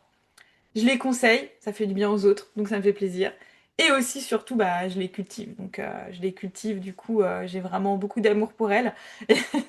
Et je sais, en fait, tout le bien qu'elles peuvent nous faire au-delà de au-delà de tout ce qui va être molécules actives, etc. Au-delà de ça, pour moi, les plantes, c'est vraiment le bien-être dans tous les sens du terme. Euh, c'est pour ça que je dis je suis connectée à la... Pour moi, j'ai une pratique de la phytothérapie connectée à la plante et à soi. Parce que je me rends compte aujourd'hui que en, en ayant fait tout le travail que j'ai fait d'apprentissage, qui d'ailleurs ne sera jamais terminé, tout ce que j'apprends quotidiennement sur les plantes, les expériences, enfin l'expérimentation, l'utilisation que j'en fais pour moi et tout ce que je conseille aux autres. En fait, plus je me reconnecte aux plantes, plus je me reconnecte en fait, j'ai envie de dire, au merveilleux qu'il y a dans la nature. Parce que c'est vraiment du merveilleux en fait. C'est Mm. quand on regarde, je vais pas parler de totem aujourd'hui, mais parce que c'était trop compliqué je pouvais pas parler de tout. Mais la plante, elle a une espèce de synergie parfaite et savante. Et pour moi, ça c'est du merveilleux. Et en fait, de me connecter à tout ça et aussi de les cultiver, de leur donner du soin et de l'amour et tout ça, et ben je me suis reconnectée au merveilleux qu'il y a dans la nature. Et du coup, je me suis reconnectée à moi en fait. Et c'est ça qui m'anime vraiment. Et je vois que c'est ce qui se passe aussi dans les personnes qui suivent les formations ou les sorties que je fais. Il se passe un petit peu ça, quoi. Et voilà. Et je trouve ça magnifique. Et c'est vraiment l'essence de mon approche de la phytothérapie. Et maintenant, je le dis parce que, en fait, je l'ai pas conscientisé tout de suite. Ça, j'ai mis du temps avant de prendre conscience de tout ça. Mais maintenant, j'en ai vraiment conscience. Et du coup, je trouve important de le dire, en fait. Voilà, c'est tout. Je sais pas si ça vous parle, mais pour moi, ça me parle beaucoup. Donc, mon approche aussi, c'est une approche locale où vraiment, je privilégie au maximum, je vous ai dit, hein, les plantes que je vous ai présentées là, j'aurais pu vous en présenter plein d'autres, mais moi, les plantes que je vous présente, c'est les plantes dans la mesure du possible, des plantes que vous trouvez soit dans votre jardin, soit dans les chemins ou dans la forêt ou quand vous allez vous promener près de chez vous. Soit que vous allez trouver dans les magasins, parce qu'on ne peut pas tout faire et tout avoir soi-même aussi. Il y a des gens dont c'est le métier. Trouver dans les magasins, mais en circuit court et local. Et ça, c'est important pour moi. J'ai vraiment envie, moi, dans ce que je transmets, j'ai envie de réapprendre aux gens à utiliser ce qu'on a sous la main, sous les pieds, sous les yeux ou au-dessus de la tête aussi, parce que des fois, il faut lever la tête pour voir les arbres. Mais on a vraiment tellement de choses. Je vous donne un exemple. Les plantes comme l'ashwagandha, la rhodiola, le desmodium, c'est des plantes qui sont super utilisées aujourd'hui, mais c'est des plantes qui poussent pas chez nous. Et ici, chez nous, on a plein, plein, plein de plantes qui ont les mêmes effets. Alors, dans certains cas particuliers, trucs vraiment spécifiques, on va aller chercher une plante qui vient de loin, bien sûr. Mais là, dans la plupart, moi, ce que je vous apprends, c'est la phytothérapie au quotidien pour améliorer votre quotidien. C'est pas, moi, je vais pas soigner des pathologies compliquées, en tout cas pas toute seule, en fait. Donc voilà, J'ai vraiment envie que les gens, en fait, on a vraiment tout ce qu'il faut chez nous. Le problème, c'est qu'on l'a oublié en fait. Pourquoi on l'a oublié? Parce qu'on s'est complètement coupé de des connaissances qu'on avait, que nos ancêtres avaient des plantes de chez nous. Voilà. C'est ce que j'aime aussi dans la gémothérapie, c'est que la gémothérapie, c'est inventé par un Belge. Et dommage que je crois que notre Belge, elle est partie, c'est dommage. Mais la Belgique, c'est la même flore que chez nous et c'est les mêmes arbres que chez nous et du coup, ça vient de chez nous. Et donc, on n'a pas besoin d'aller chercher très loin, quoi. Voilà. Donc ça, c'est dit. Mon approche, c'est aussi une approche qui est à la fois structurée et scientifique. Alors, structurée parce que, bah, vous avez vu, je suis une ancienne maîtresse d'école, donc j'aime bien structurer mes enseignements. J'ai besoin que ce soit clair. Et j'ai vraiment une façon voilà, de revenir sur certaines choses ou d'avoir une progression aussi dans ce que j'enseigne. Voilà, pour moi, j'ai suivi tellement de formations dans ma vie. J'ai suivi des formations où les gens, ils étaient très compétents, mais ils savaient pas transmettre. Moi, je pense que j'ai cette force-là, c'est que je sais transmettre parce que je structure mes enseignements. Et aussi scientifique parce que moi, quand j'enseigne des choses, je vérifie d'abord. Moi, j'ai plein de bouquins, ils sont tous derrière moi d'ailleurs. Je cherche en fait, ou je lis aussi beaucoup des. Il y a beaucoup de thèses en fait, souvent en pharmacie, des étudiants en pharmacie qui font des thèses sur la gémothérapie, sur la phytothérapie, il y a plein de trucs. Enfin, voilà. Et tout ça, moi, j'aime bien vraiment aller chercher les résultats de recherche scientifique pour savoir vraiment, bah tiens, ça c'est plus efficace que ça a été prouvé et tout. Voilà, ça c'est mon approche scientifique aussi. Et également, je lance un appel, je rêve de pouvoir travailler avec des médecins, parce que les médecins, moi je ne suis pas capable de faire ce qu'ils font, je ne suis pas là pour faire un diagnostic, je ne suis pas là pour prescrire des médicaments et je ne connais pas les médicaments. Donc quand il y a des prises de médicaments, je renvoie vers un médecin. Je ne peux pas faire des... Je suis pas compétente en fait. Mais je rêve de travailler, je rêve d'un monde où je pourrais travailler avec des médecins, où on pourrait travailler ensemble. Moi je dirais, bah tiens, parce que souvent eux, ils n'ont pas de réponse pour la majorité des problématiques du quotidien. Ils n'ont pas de réponse. Vous avez une grippe, ils savent pas quoi vous donner. Moi je sais. C'est un exemple. Euh, donc pareil, hein, mon appel est lancé. Euh, c'est aussi mon approche de la phytothérapie. C'est une approche personnalisée euh, et intuitive. Donc c'est-à-dire que moi, je vais souvent vous dire, quand vous allez me poser des questions, je vais souvent vous dire, ça dépend. Parce que j'aime pas les solutions toutes faites. Ah, t'as ça? Ah bah c'est sûr, tu dois prendre ça. Non, non, non, moi je déteste les solutions toutes faites. En fait, on est tous différents. Du coup, on a tous besoin d'une réponse différente. Donc, quand je conseille les gens, ou quand je transmets aussi, enfin, j'apprends, enfin, je vais vraiment, j'ai l'impression d'être un peu un détective. Je vais poser plein de questions, et chaque détail va avoir son importance, et au bout d'un moment, je vais avoir plein d'infos comme ça, et je vais savoir un peu vers quoi il faut aller, les priorités, quelles sont les plantes qui vont vraiment convenir à la personne et tout. Et aussi, c'est aussi une approche intuitive parce qu'en fait, quand je suis face à quelqu'un qui me parle d'une problématique, donc je vais la questionner sur plein de choses, et puis je vais avoir, moi, dans ma tête, je vais avoir, à un moment donné, si vous suivez toutes mes formations, vous ferez pareil. Vous aurez plein de plantes dans la tête, une problématique, plein de plantes. Ah bah, je peux prendre celle-là, celle-là, celle-là, celle-là. Bah oui, mais laquelle je choisis? Et là, moi, là, c'est là où mon approche, elle a un côté intuitif, c'est que là, j'ai mon intuition qui va jouer en fait. J'ai une intuition. Je dis, bah tiens, en fait, j'ai l'impression, moi, c'est cette plante-là. Du coup, je vais continuer à questionner la personne et la plupart du temps, il s'avère que mon intuition, elle était bonne en fait. Donc, je mêle mes connaissances et mon intuition. Et c'est ce que je veux apprendre à faire aux gens. Parce que on a tous des capacités intuitives et l'intuition, pour vous, ça va être de réapprendre à écouter son corps aussi, réécouter ses besoins et réécouter ses intuitions. Et c'est ça que je veux transmettre aussi. Et quand je dis global, c'est aussi parce que c'est un peu, j'aurais pu dire aussi holistique, mais je trouve que ce terme, il n'est pas forcément très clair. Mais en gros, voilà, j'ai une approche aussi. euh, je, je, je me base sur vraiment la globalité de la personne. Donc, je parle aussi dans mes formations et dans mes accompagnements de nutrition, d'hygiène de vie, On parle aussi d'émotionnel. Voilà, tout ça, ça a une importance. Après, moi, je suis pas spécialiste de tout ça. Quand il y a besoin, je renvoie vers d'autres spécialistes. Mais quand même, je suis très attentive à tout ça et c'est vraiment important. Et d'ailleurs, les plantes soignent aussi les émotions, donc c'est pour ça que je vais aussi chercher les causes émotionnelles. Et puis voilà, bah, mon approche, c'est aussi une approche conviviale et bienveillante parce que on apprend mieux dans la convivialité et la bienveillance. Et il y en a qui me connaissent et qui ont déjà suivi mes petites formations, aussi en présentiel. Et peut-être que vous pouvez... enfin, je crois que c'est ce que j'incarne vraiment, la convivialité et la bienveillance. Si vous voulez le dire à ma place, merci. Mais vous n'êtes pas obligé. C'est certain. En tout cas, je ne peux pas. Moi, j'ai besoin de rire et de passer des bons moments et j'envisage pas de transmettre aux gens en faisant la tronche et en étant trop sérieuse. Voilà. Euh, Alors, ben voilà, merci pour tous d'être restés jusque-là. Je vais continuer, s'il y en a que ça intéresse. Je vais continuer à vous présenter mon programme, ma formation en ligne. Alors, attendez, j'ai vu qu'il y avait des questions. Non, il n'y a pas de questions. Voilà.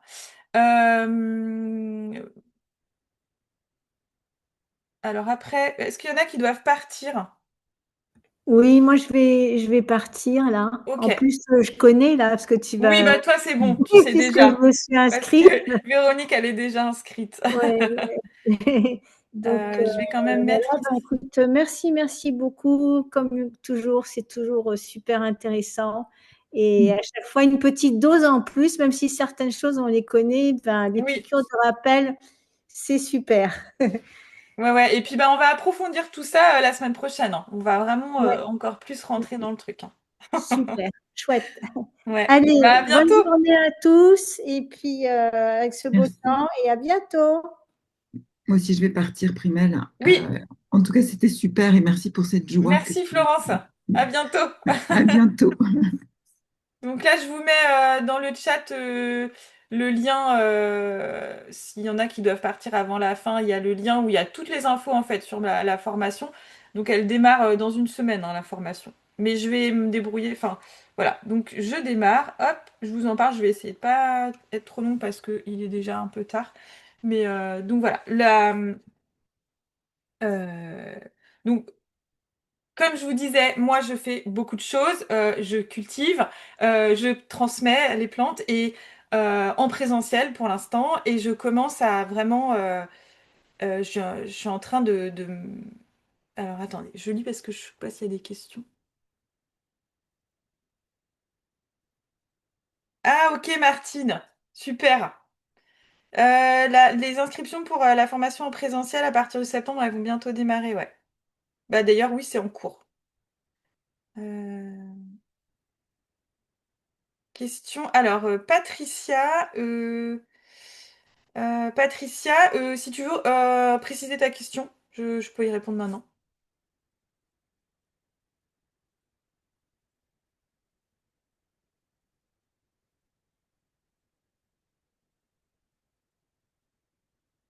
Je sais pas si tu es toujours là, Patricia. Soit tu prends le micro. Ah, on n'entend pas.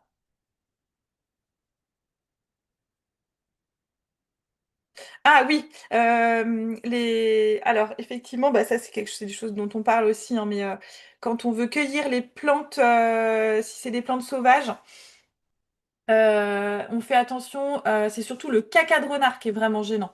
Dans les plantes, quand on va, peut être vraiment dangereux, c'est ça, c'est le caca de renard. Donc, par principe, on va cueillir les plantes qui sont à plus de 50 centimètres de hauteur par rapport au niveau du sol. Voilà. Après, quand on les transforme en tisane, on a moins de danger vu qu'on va les chauffer. Ça, c'est quand on les consomme fraîches. Donc, si vous les consommez fraîches et que vous les cueillez par exemple du plantain, vous allez le cueillir à moins de 50 centimètres du sol, vous avez un risque, du coup, vous allez le laver avant de le consommer, tout simplement. Mais ne lavez pas les plantes avant de les faire sécher, parce que sinon vous allez rater le séchage. Voilà. Je sais pas si j'ai répondu à ta question.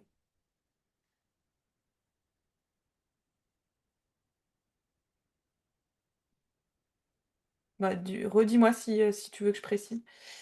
Mince, j'ai avancé. Ok.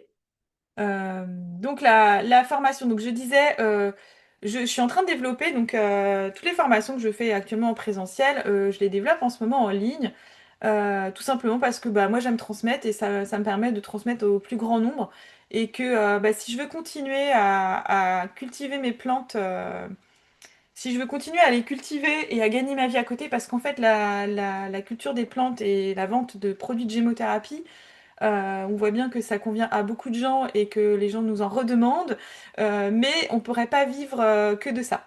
On pourrait, mais si on créait un laboratoire beaucoup plus gros, mais c'est-à-dire qu'on irait perdre en qualité et on irait aussi épuiser un peu la ressource végétale chez nous. Et ce serait dommage. Et on n'a pas envie de ça. Donc on veut garder un petit laboratoire mais pour ça, bah, il faut qu'on gagne notre vie à côté. Et donc moi, je fais tout pour continuer à pratiquer mon activité et à en vivre.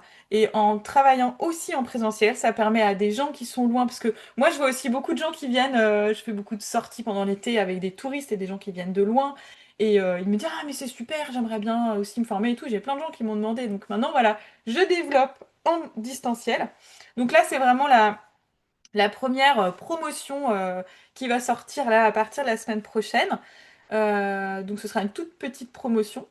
Et puis après, je pense que après cette promotion-là,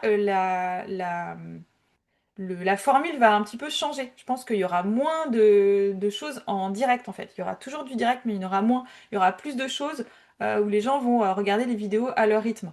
Parce que moi, je peux faire les vidéos en direct, comme ça, je peux les faire que en journée. Le soir, moi, j'ai mes enfants à la maison, je peux pas faire du live le soir. Et le week-end, c'est pareil. Donc, c'est vrai que du coup, ça réduit un petit peu au niveau de la disponibilité. Là, c'est des gens qu'il faut qu'ils soient disponibles euh, le jeudi, en semaine, en journée, quoi. Mais ça va évoluer. Mais là, c'est vraiment la première promotion, entre guillemets. Ça va être vraiment...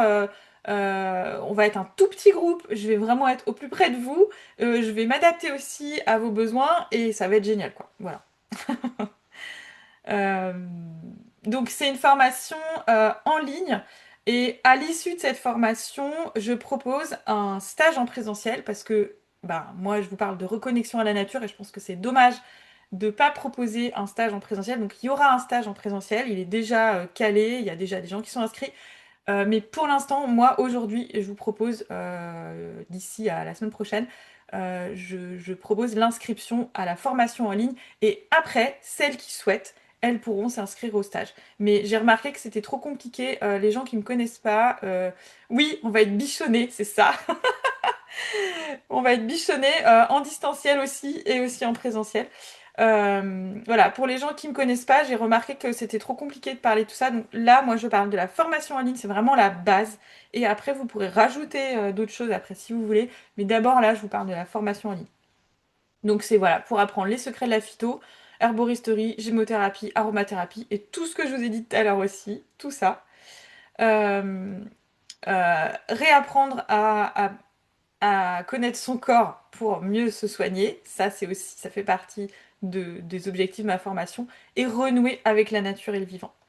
Donc, si tout ça, ça vous parle, si vous cherchez vous aussi des alternatives naturelles et sûres parce que vous en avez marre d'aller chez le médecin et qui vous disent bah non, moi je sais pas, j'ai rien à vous proposer pour vous soigner, pour calmer vos problèmes de digestion, pour calmer vos problèmes d'anxiété, pour calmer vos douleurs articulaires, tout ça. Moi, tout ça, je vous explique tout ça dans mes formations et les gens, ça les aide vraiment. Euh, donc voilà, si vous en avez marre de ne pas avoir de solution autre eh ben moi, vous allez, enfin si c'est ce que vous recherchez, vous allez le trouver ici. Trouver des alternatives naturelles et sûres à tous les maux du quotidien. Euh, vous allez aussi apprendre à fabriquer vos préparations, donc vous allez aussi gagner en autonomie si vous le avez envie. C'est pas obligé, hein, vous pouvez aussi ne pas aller jusque-là, mais moi j'apprends à faire ça. Euh, en utilisant voilà, des plantes faciles à trouver. Mieux comprendre votre corps, oui. Euh, Parce que moi, je parle beaucoup, là, j'en ai pas parlé aujourd'hui, mais dans les autres ateliers, enfin le précédent sur le foie, à chaque fois, je parle en fait de la physiologie du corre, en fait. Je vous fais des petites piqûres de rappel. comment votre corps il fonctionne et pourquoi c'est important de prendre soin de tel organe ou de prendre soin de telle manière et tout ça. En fait, parce que je pars du principe que mieux on comprend les choses et mieux on les fait et mieux plus on est motivé à faire les choses. Voilà. Moi, je j'arrive pas à faire un truc si je comprends pas pourquoi je le fais. Voilà. Donc je pars du principe que c'est pareil pour tout le monde. Voilà, si vous cherchez une approche vraiment personnalisée et pas des solutions toutes faites à appliquer à tout le monde, donc ça c'est ce que je vous expliquais tout à l'heure, hein. Si vous avez besoin d'un apport de savoir sérieux basé sur des connaissances scientifiques, vous êtes au bon endroit aussi. Et si vous avez aussi ce désir, moi je veux que les gens qui viennent à ma formation, ils aient ce désir profond. Alors des fois il est profondément ancré et on n'en a pas conscience, mais il y en a beaucoup qui ont ce désir-là de se reconnecter vraiment à la nature. Et du coup, mais ça vous en avez pas forcément conscience, mais moi je le sais, en se reconnectant à la nature, on se reconnecte à soi-même. Et la reconnexion à la nature, je remarque qu'il y a vraiment beaucoup, beaucoup, beaucoup de gens autour de moi qui ont ce désir-là. Vraiment, c'est un désir profond, c'est parce qu'on a été coupé, parce que l'histoire de l'humanité a fait qu'il y a quelques décennies, on a été coupé de la nature. Et bah maintenant il est temps d'y revenir, c'est tout. Voilà, et bon, bah, cette formation, elle est pour toi si, si tu as envie d'avoir du choix entre distanciel et présentiel, parce que oui, je propose un peu des deux. Mais si vous n'aimez pas du tout le distanciel, bon, en même temps, vous ne seriez pas là aujourd'hui. Voilà. Alors, donc, je vous présente un peu plus la formation en ligne. Donc, vous allez apprendre les notions de base de physiologie, comment prévenir certains maux du quotidien, les bases d'une hygiène de vie saine. On va parler nutrition, hygiène de vie, sommeil, etc. Enfin, vous allez voir plus de 50 plantes en tout médicinales, leurs propriétés, leurs usages, leurs contre-indications, leurs précautions d'usage. Il va y avoir 10 thèmes, donc je vais vous les présenter après, les 10 thèmes. Euh, on va voir aussi à chaque fois donc, toutes les galéniques que je vous ai présentées, comment on les utilise, dans quelle situation on utilise telle galénique ou plutôt telle autre, et comment choisir la bonne galénique. Tout ça, c'est ce que vous allez apprendre. Et aussi, vous allez apprendre à adapter les traitements à vos besoins. C'est-à-dire bah, les dosages, le moment de la journée qui va être le plus adapté. Voilà, enfin, ça englobe beaucoup de choses. Concrètement, on a donc 10 ateliers qui sont prévus. Toutes les dates sont prévues. Elles sont sur le site. Je vous ai envoyé le lien tout à l'heure. Il y a toutes les dates. Je vous les montre encore après. Donc, on a 10 modules en direct. C'est un jeudi tous les 15 jours, donc 2 fois par mois, pendant à peu près 5 mois, sachant que je fais une pause au mois d'août parce que je pars en vacances et qu'il y a beaucoup de gens qui partent en vacances aussi. Donc comme ça, on est sûr qu'on va pas trop louper. C'est toujours de 10 h à midi. J'essaye moi j'aime bien faire en sorte dans mes formations de tenir les délais et les timings parce que je déteste les formations qui durent, je trouve que en fait au bout de 2 heures on a vraiment notre attention qui diminue fortement et voilà. Après, s'il y a des questions, voilà, il va y avoir aussi un groupe d'échange privé donc ce sera tout simplement un groupe WhatsApp où vous pourrez poser toutes vos questions entre chaque atelier. Donc s'il y a des questions auxquelles on n'a pas eu le temps de répondre ou des questions qui vous viennent après, ben, vous pourrez les poser là. Je vous ferai des vocaux, je vous ferai peut-être des fois des petites vidéos pour répondre ou juste des textes. Ça, en fait, on va vraiment, c'est une formation, on va vraiment aller on va aller dans la profondeur. On va vraiment approfondir les choses parce qu'on aura le temps en fait, finalement. Voilà, donc le premier atelier, c'est jeudi prochain. Euh, Vous aurez, alors, pour chaque atelier, il y aura, d'abord on commence par un rappel des notions physiologiques. Euh, vous pourrez, si vous n'avez pas vu l'atelier sur le foie, c'est un peu vraiment, on voit un peu le déroulé de tous les ateliers que je propose. D'abord on parle de physiologie, on fait un petit récap. J'essaye de simplifier les choses, rester vraiment très simple, mais en même temps de vous expliquer les choses vraiment les plus importantes. Conseils en hygiène de vie, en nutrition, toujours. Vous aurez, pour chaque thème, vous aurez une fiche avec tous les nutriments qui sont importants, par exemple, pour la peau, quels sont les nutriments qui sont importants pour soigner sa peau. Je parle de nutriments qu'on met dans notre alimentation parce que je vous ai dit, hein, mais ça, j'ai pas beaucoup insisté dessus, mais pour moi, la première médecine, c'est la nourriture. Donc, on parle beaucoup de nutrition. Donc, vous aurez à chaque fois une fiche avec donc, tous les nutriments qui sont importants pour un thème et en face, dans quels aliments on va trouver ces nutriments. Voilà. Ça, ce sera pour presque tous les thèmes. Ensuite, je vous présenterai, par exemple, si je parle de digestion, bah, je vous présente les plantes phares de la digestion, comment les reconnaître. Donc, à chaque fois, j'en choisis au moins 5, voire plus. Ça dépend du temps qu'on a, mais c'est au moins 5. Comment on les reconnaît, quelles sont leurs propriétés, leurs usages, leurs précautions, leurs contre-indications, et je vous donne des recettes. Voilà. Vous recevrez après chaque cours en ligne, vous recevrez un résumé en PDF des cours, des recettes s'il y en a eu aussi. Et à chaque fin d'atelier, il y aura toujours une foire aux questions sur des choses qu'on a vues pendant l'atelier en cours ou les ateliers précédents. Et vous aurez toujours un replay qui sera disponible que vous pourrez revisionner. Ou alors, si jamais vous avez un empêchement, vous pourrez visionner le replay après, m'envoyer vos questions après. Voilà, je serai ultra disponible. Alors ça, c'est l'agenda Voilà, j'ai calé toutes les dates hein, déjà. Toutes les dates sont calées. C'est à peu près un jeudi tous les 15 jours, sauf en août. Donc on commence par une introduction. Donc on va revoir la première séance, on va revoir un peu ce qu'on a vu aujourd'hui, mais vraiment je vais beaucoup plus approfondir hein, la phytothérapie, enfin plein de mots compliqués comme le totem, la synergie, tout ça. On rentre vraiment dans le cœur des choses. Le deuxième atelier, je voulais vraiment focaliser sur un peu la base pour moi dans le soin par les plantes ou le soin, on va dire, holistique aussi. On parlera de détox et d'inflammation parce que c'est vraiment la base de beaucoup de pathologies. Bah, on reparlera du foie, mais pas que. Le troisième atelier, ce sera sur l'immunité. Comment booster son immunité avec les plantes et avec, bien sûr, l'hygiène de vie, la nutrition, etc. Après, on parlera de la digestion, parce que c'est en fait, je fais un peu par ordre d'importance, à peu près. La digestion, elle agit aussi sur énormément d'autres parties du corps humain. Le système nerveux, où là, ça sera un gros morceau, le système nerveux. Peut-être que si j'ai pas le temps de finir, parce qu'il y a beaucoup de choses sur le système nerveux, le suivant, c'est la circulation veineuse. Il y aura peut-être moins de choses à dire, donc peut-être que, hop, je parlerai encore un peu du système nerveux sur l'atelier du 11 juin. Ensuite, un atelier sur la peau. Alors là, vous avez vu 5 plantes, mais alors, il y en a plein d'autres, hein. Il y aura plein d'autres choses à voir, et puis également sur la nutrition, etc. Ensuite, les douleurs articulaires, donc bah ça, gros morceau aussi.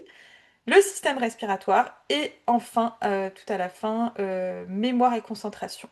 Et là, je pense qu'on aura le temps aussi de voir d'autres choses en plus.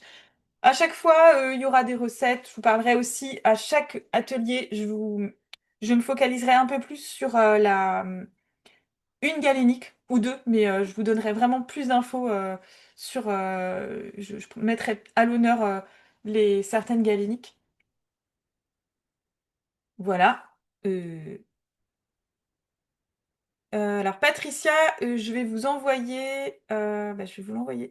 Je vais vous l'envoyer tout de suite. Euh,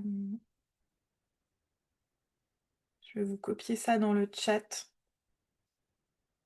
Les liens vers les vidéos, les précédentes vidéos. Hop, elles sont là, si vous voulez les regarder. Est-ce qu'il y a d'autres questions? Donc en fait, elles sont sur YouTube, mais elles sont pas publiées. Peut-être que je vais les publier, mais pour l'instant, en fait, il faut y aller avec le lien. Vous pouvez pas y aller autrement. Voilà. Alors bah oui, hein, je précise quand même que cette formation, c'est pas une formation certifiante pour devenir herboriste professionnel, mais vous avez toutes les bases pour utiliser les plantes pour votre pratique familiale. Également, il y a des gens qui viennent à mes formations qui sont thérapeutes, autres thérapeutes, hein, euh, mais qui après utilisent certaines choses pour accompagner un peu leurs clients. Voilà, parce qu'il y a des choses tellement simples en fait que vous pouvez donner des petites astuces après à vos clients.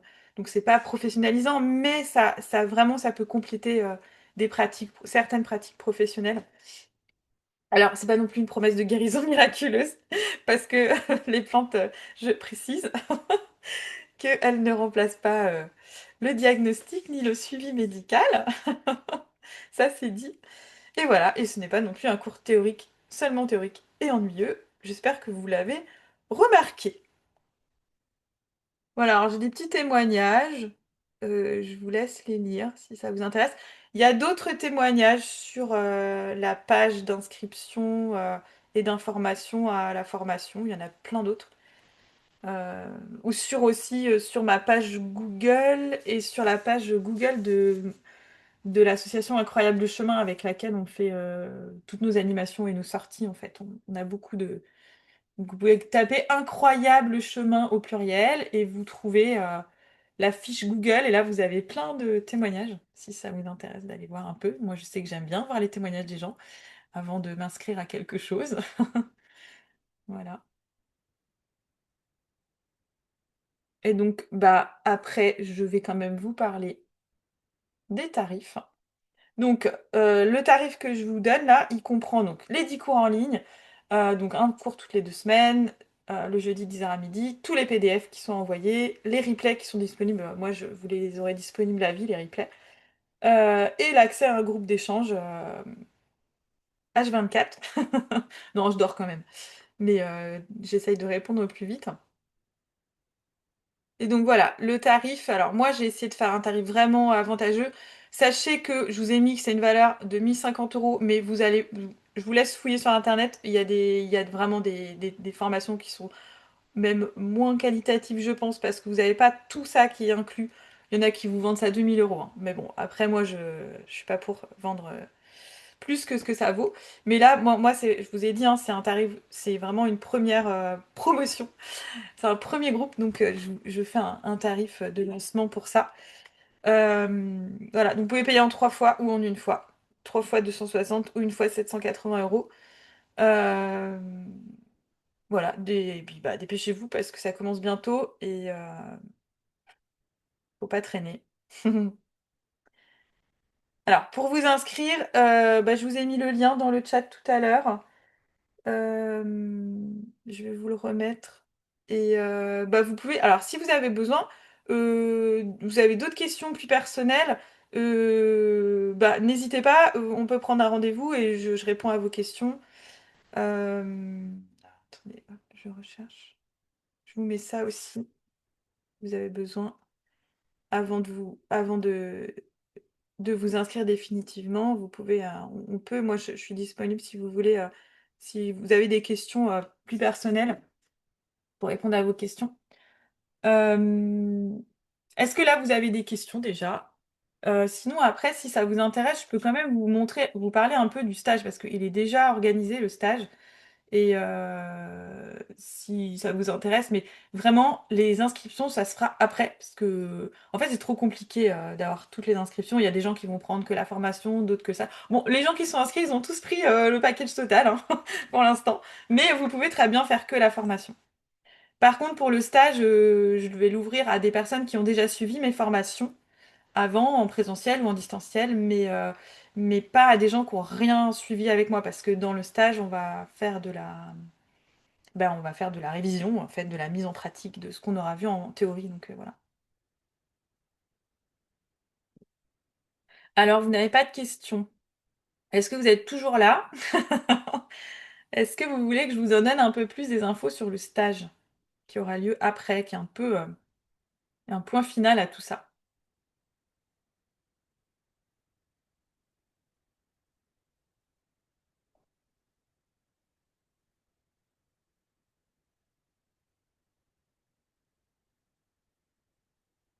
Eh bien, je continue. Donc le stage, en fait, il aura lieu, dans un endroit qui s'appelle le Moulin des Hirondelles. Ah, Catherine, je te vois. Je vous voyais plus, mais je sais que vous êtes là. Je regarde parce que... Hop.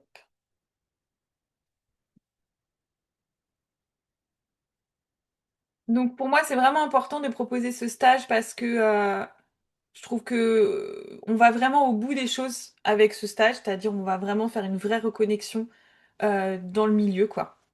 Euh, donc ce qu'on va apprendre pendant le stage, alors reconnaître les plantes, parce que là du coup il y aura des sorties botaniques, on ira voir les plantes pour de vrai. Je vous apprends les règles de cueillette aussi, toute la question que vous m'avez posée tout à l'heure hein, par rapport à la cueillette, tout ça c'est des choses qu'on va voir vraiment très concrètement, parce qu'on va faire de la cueillette aussi. Vous allez apprendre des notions de botanique, je vous en apprends un peu en distanciel, mais c'est quand même vachement mieux en vrai. C'est beaucoup plus facile sur le terrain de faire de la botanique. On y va avec les petites loupes et tout. Vous apprendrez aussi à fabriquer des préparations. Donc, pendant la formation en ligne, je vous donnerai des recettes, mais on va pas les faire en ligne, hein, les recettes. Donc là, on va les faire vraiment pendant le stage. On ira récolter les plantes et faire les préparations ensemble, ce qui permet vraiment de se lancer après. On va aussi faire de la cuisine. Euh, on va faire de la cuisine. Sur le stage, hein, il y aura plusieurs intervenantes. Hein. Moi, je vais faire je vais beaucoup intervenir sur ce stage, mais il y aura aussi des intervenants, d'autres. Donc notamment une personne qui fait de la cuisine sauvage sur place. Et vous allez apprendre aussi à vous reconnecter au monde végétal. Je vais vous expliquer comment. Euh, je regarde. Ouais. En fait, je vais vous proposer aussi des ateliers avec des intervenants, donc des bains de forêt, par exemple. Bains de forêt, euh, j'aimerais bien aussi, je suis en train de voir avec une intervenante pour qu'elle fasse euh, de l'aquarelle, en fait, du dessin botanique et de l'aquarelle. C'est une artiste que j'adore et qui, j'espère, va pouvoir proposer ça. Voilà, et aussi des activités collectives, des méditations, du yoga, voilà, des choses, vraiment des activités bien-être. Et vous aurez aussi donc, vous repartirez aussi avec votre trousse à pharmacie naturelle, parce que toutes les fabrications qu'on va faire, vous allez repartir avec. Euh, hop. Donc c'est 4 jours de stage en pension complète. Donc, je vous ai dit, il y aura les promenades botaniques, des ateliers de préparation, cuisine, des ateliers de consolidation des connaissances, pardon. Euh, En fait, on va reprendre tout ce qu'on aura vu en distanciel. Je vous ai dit, hein, c'est beaucoup, beaucoup de connaissances, c'est assez dense. Et on a besoin de faire des révisions, de voir dans différentes situations. Donc moi, je vous propose des petits jeux de rôle, des petits quiz, voilà, des situations pour vraiment consolider tout ce qu'on aura vu en formation en ligne. Les activités bien-être, je vous ai dit. Il y aura aussi dans le prix du stage, je comprends, des soins individuels. Parce que là où on va, c'est un lieu de ressourcement aussi, où il y a vraiment tout ce qu'il faut pour des soins individuels. Donc vous aurez des conseils en phytothérapie et des soins individuels. Et voilà, après, donc c'est génial, c'est repas bio, locaux, de saison, végétariens, tout ça avec les plantes, le potager du site et tout, enfin, et l'hébergement. Donc je vous montre quelques photos. Ça, c'est le moulin des Hirondelles. Donc on a un espace, on a une grande salle à l'intérieur, vous verrez les photos après pour les formations, mais on a aussi un espace en extérieur quand il fait beau pour faire des ateliers ou même des cours. Il y a la rivière qui passe partout là-bas, parce que c'est un moulin. Voilà comme c'est beau. La yourte, c'est là qu'on fait les soins, mais c'est pas là que vous dormez. Et j'ai l'impression qu'il me manque une photo, mais c'est pas grave.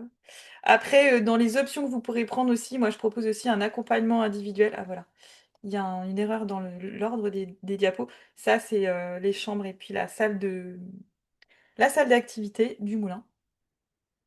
Et en fait, voilà, pour ceux qui souhaitent, je propose aussi des rendez-vous, enfin un accompagnement individuel.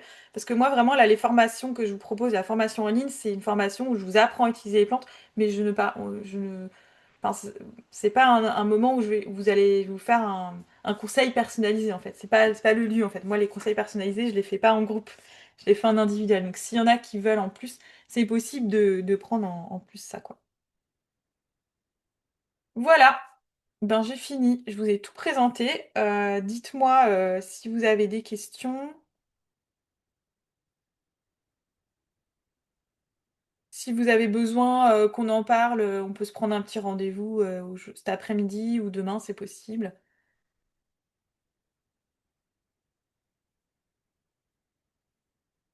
Merci Catherine. Ah, je crois que Catherine est partie, mince.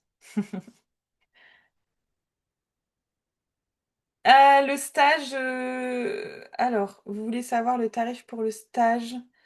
Alors, je peux vous le donner. Je crois qu'il doit être sur les diapos suivantes. Voilà. Voilà, donc ça comprend tout. Alors non, ça comprend pas tout parce que il y a là, ça comprend tout ça, sauf l'hébergement. Et l'hébergement, c'est à peu près, il faut compter dans les 250 € pour l'hébergement. Voilà. Là, c'est toutes les activités, les soins individuels, collectifs, enfin les activités collectives, les balades, les ateliers de préparation, tout le matériel avec lequel vous repartirez. Vous aurez aussi des recettes imprimées, vous repartez avec pas mal de choses imprimées aussi. Voilà. Donc j'ai voulu aussi faire un tarif de lancement, parce que c'est la première fois que je fais ce stage-là, même si j'en ai déjà fait des stages là-bas, mais là vraiment sous cette forme-là, c'est vraiment le premier. Voilà.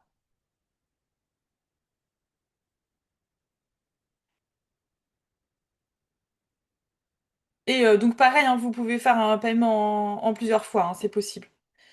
Pour le stage aussi.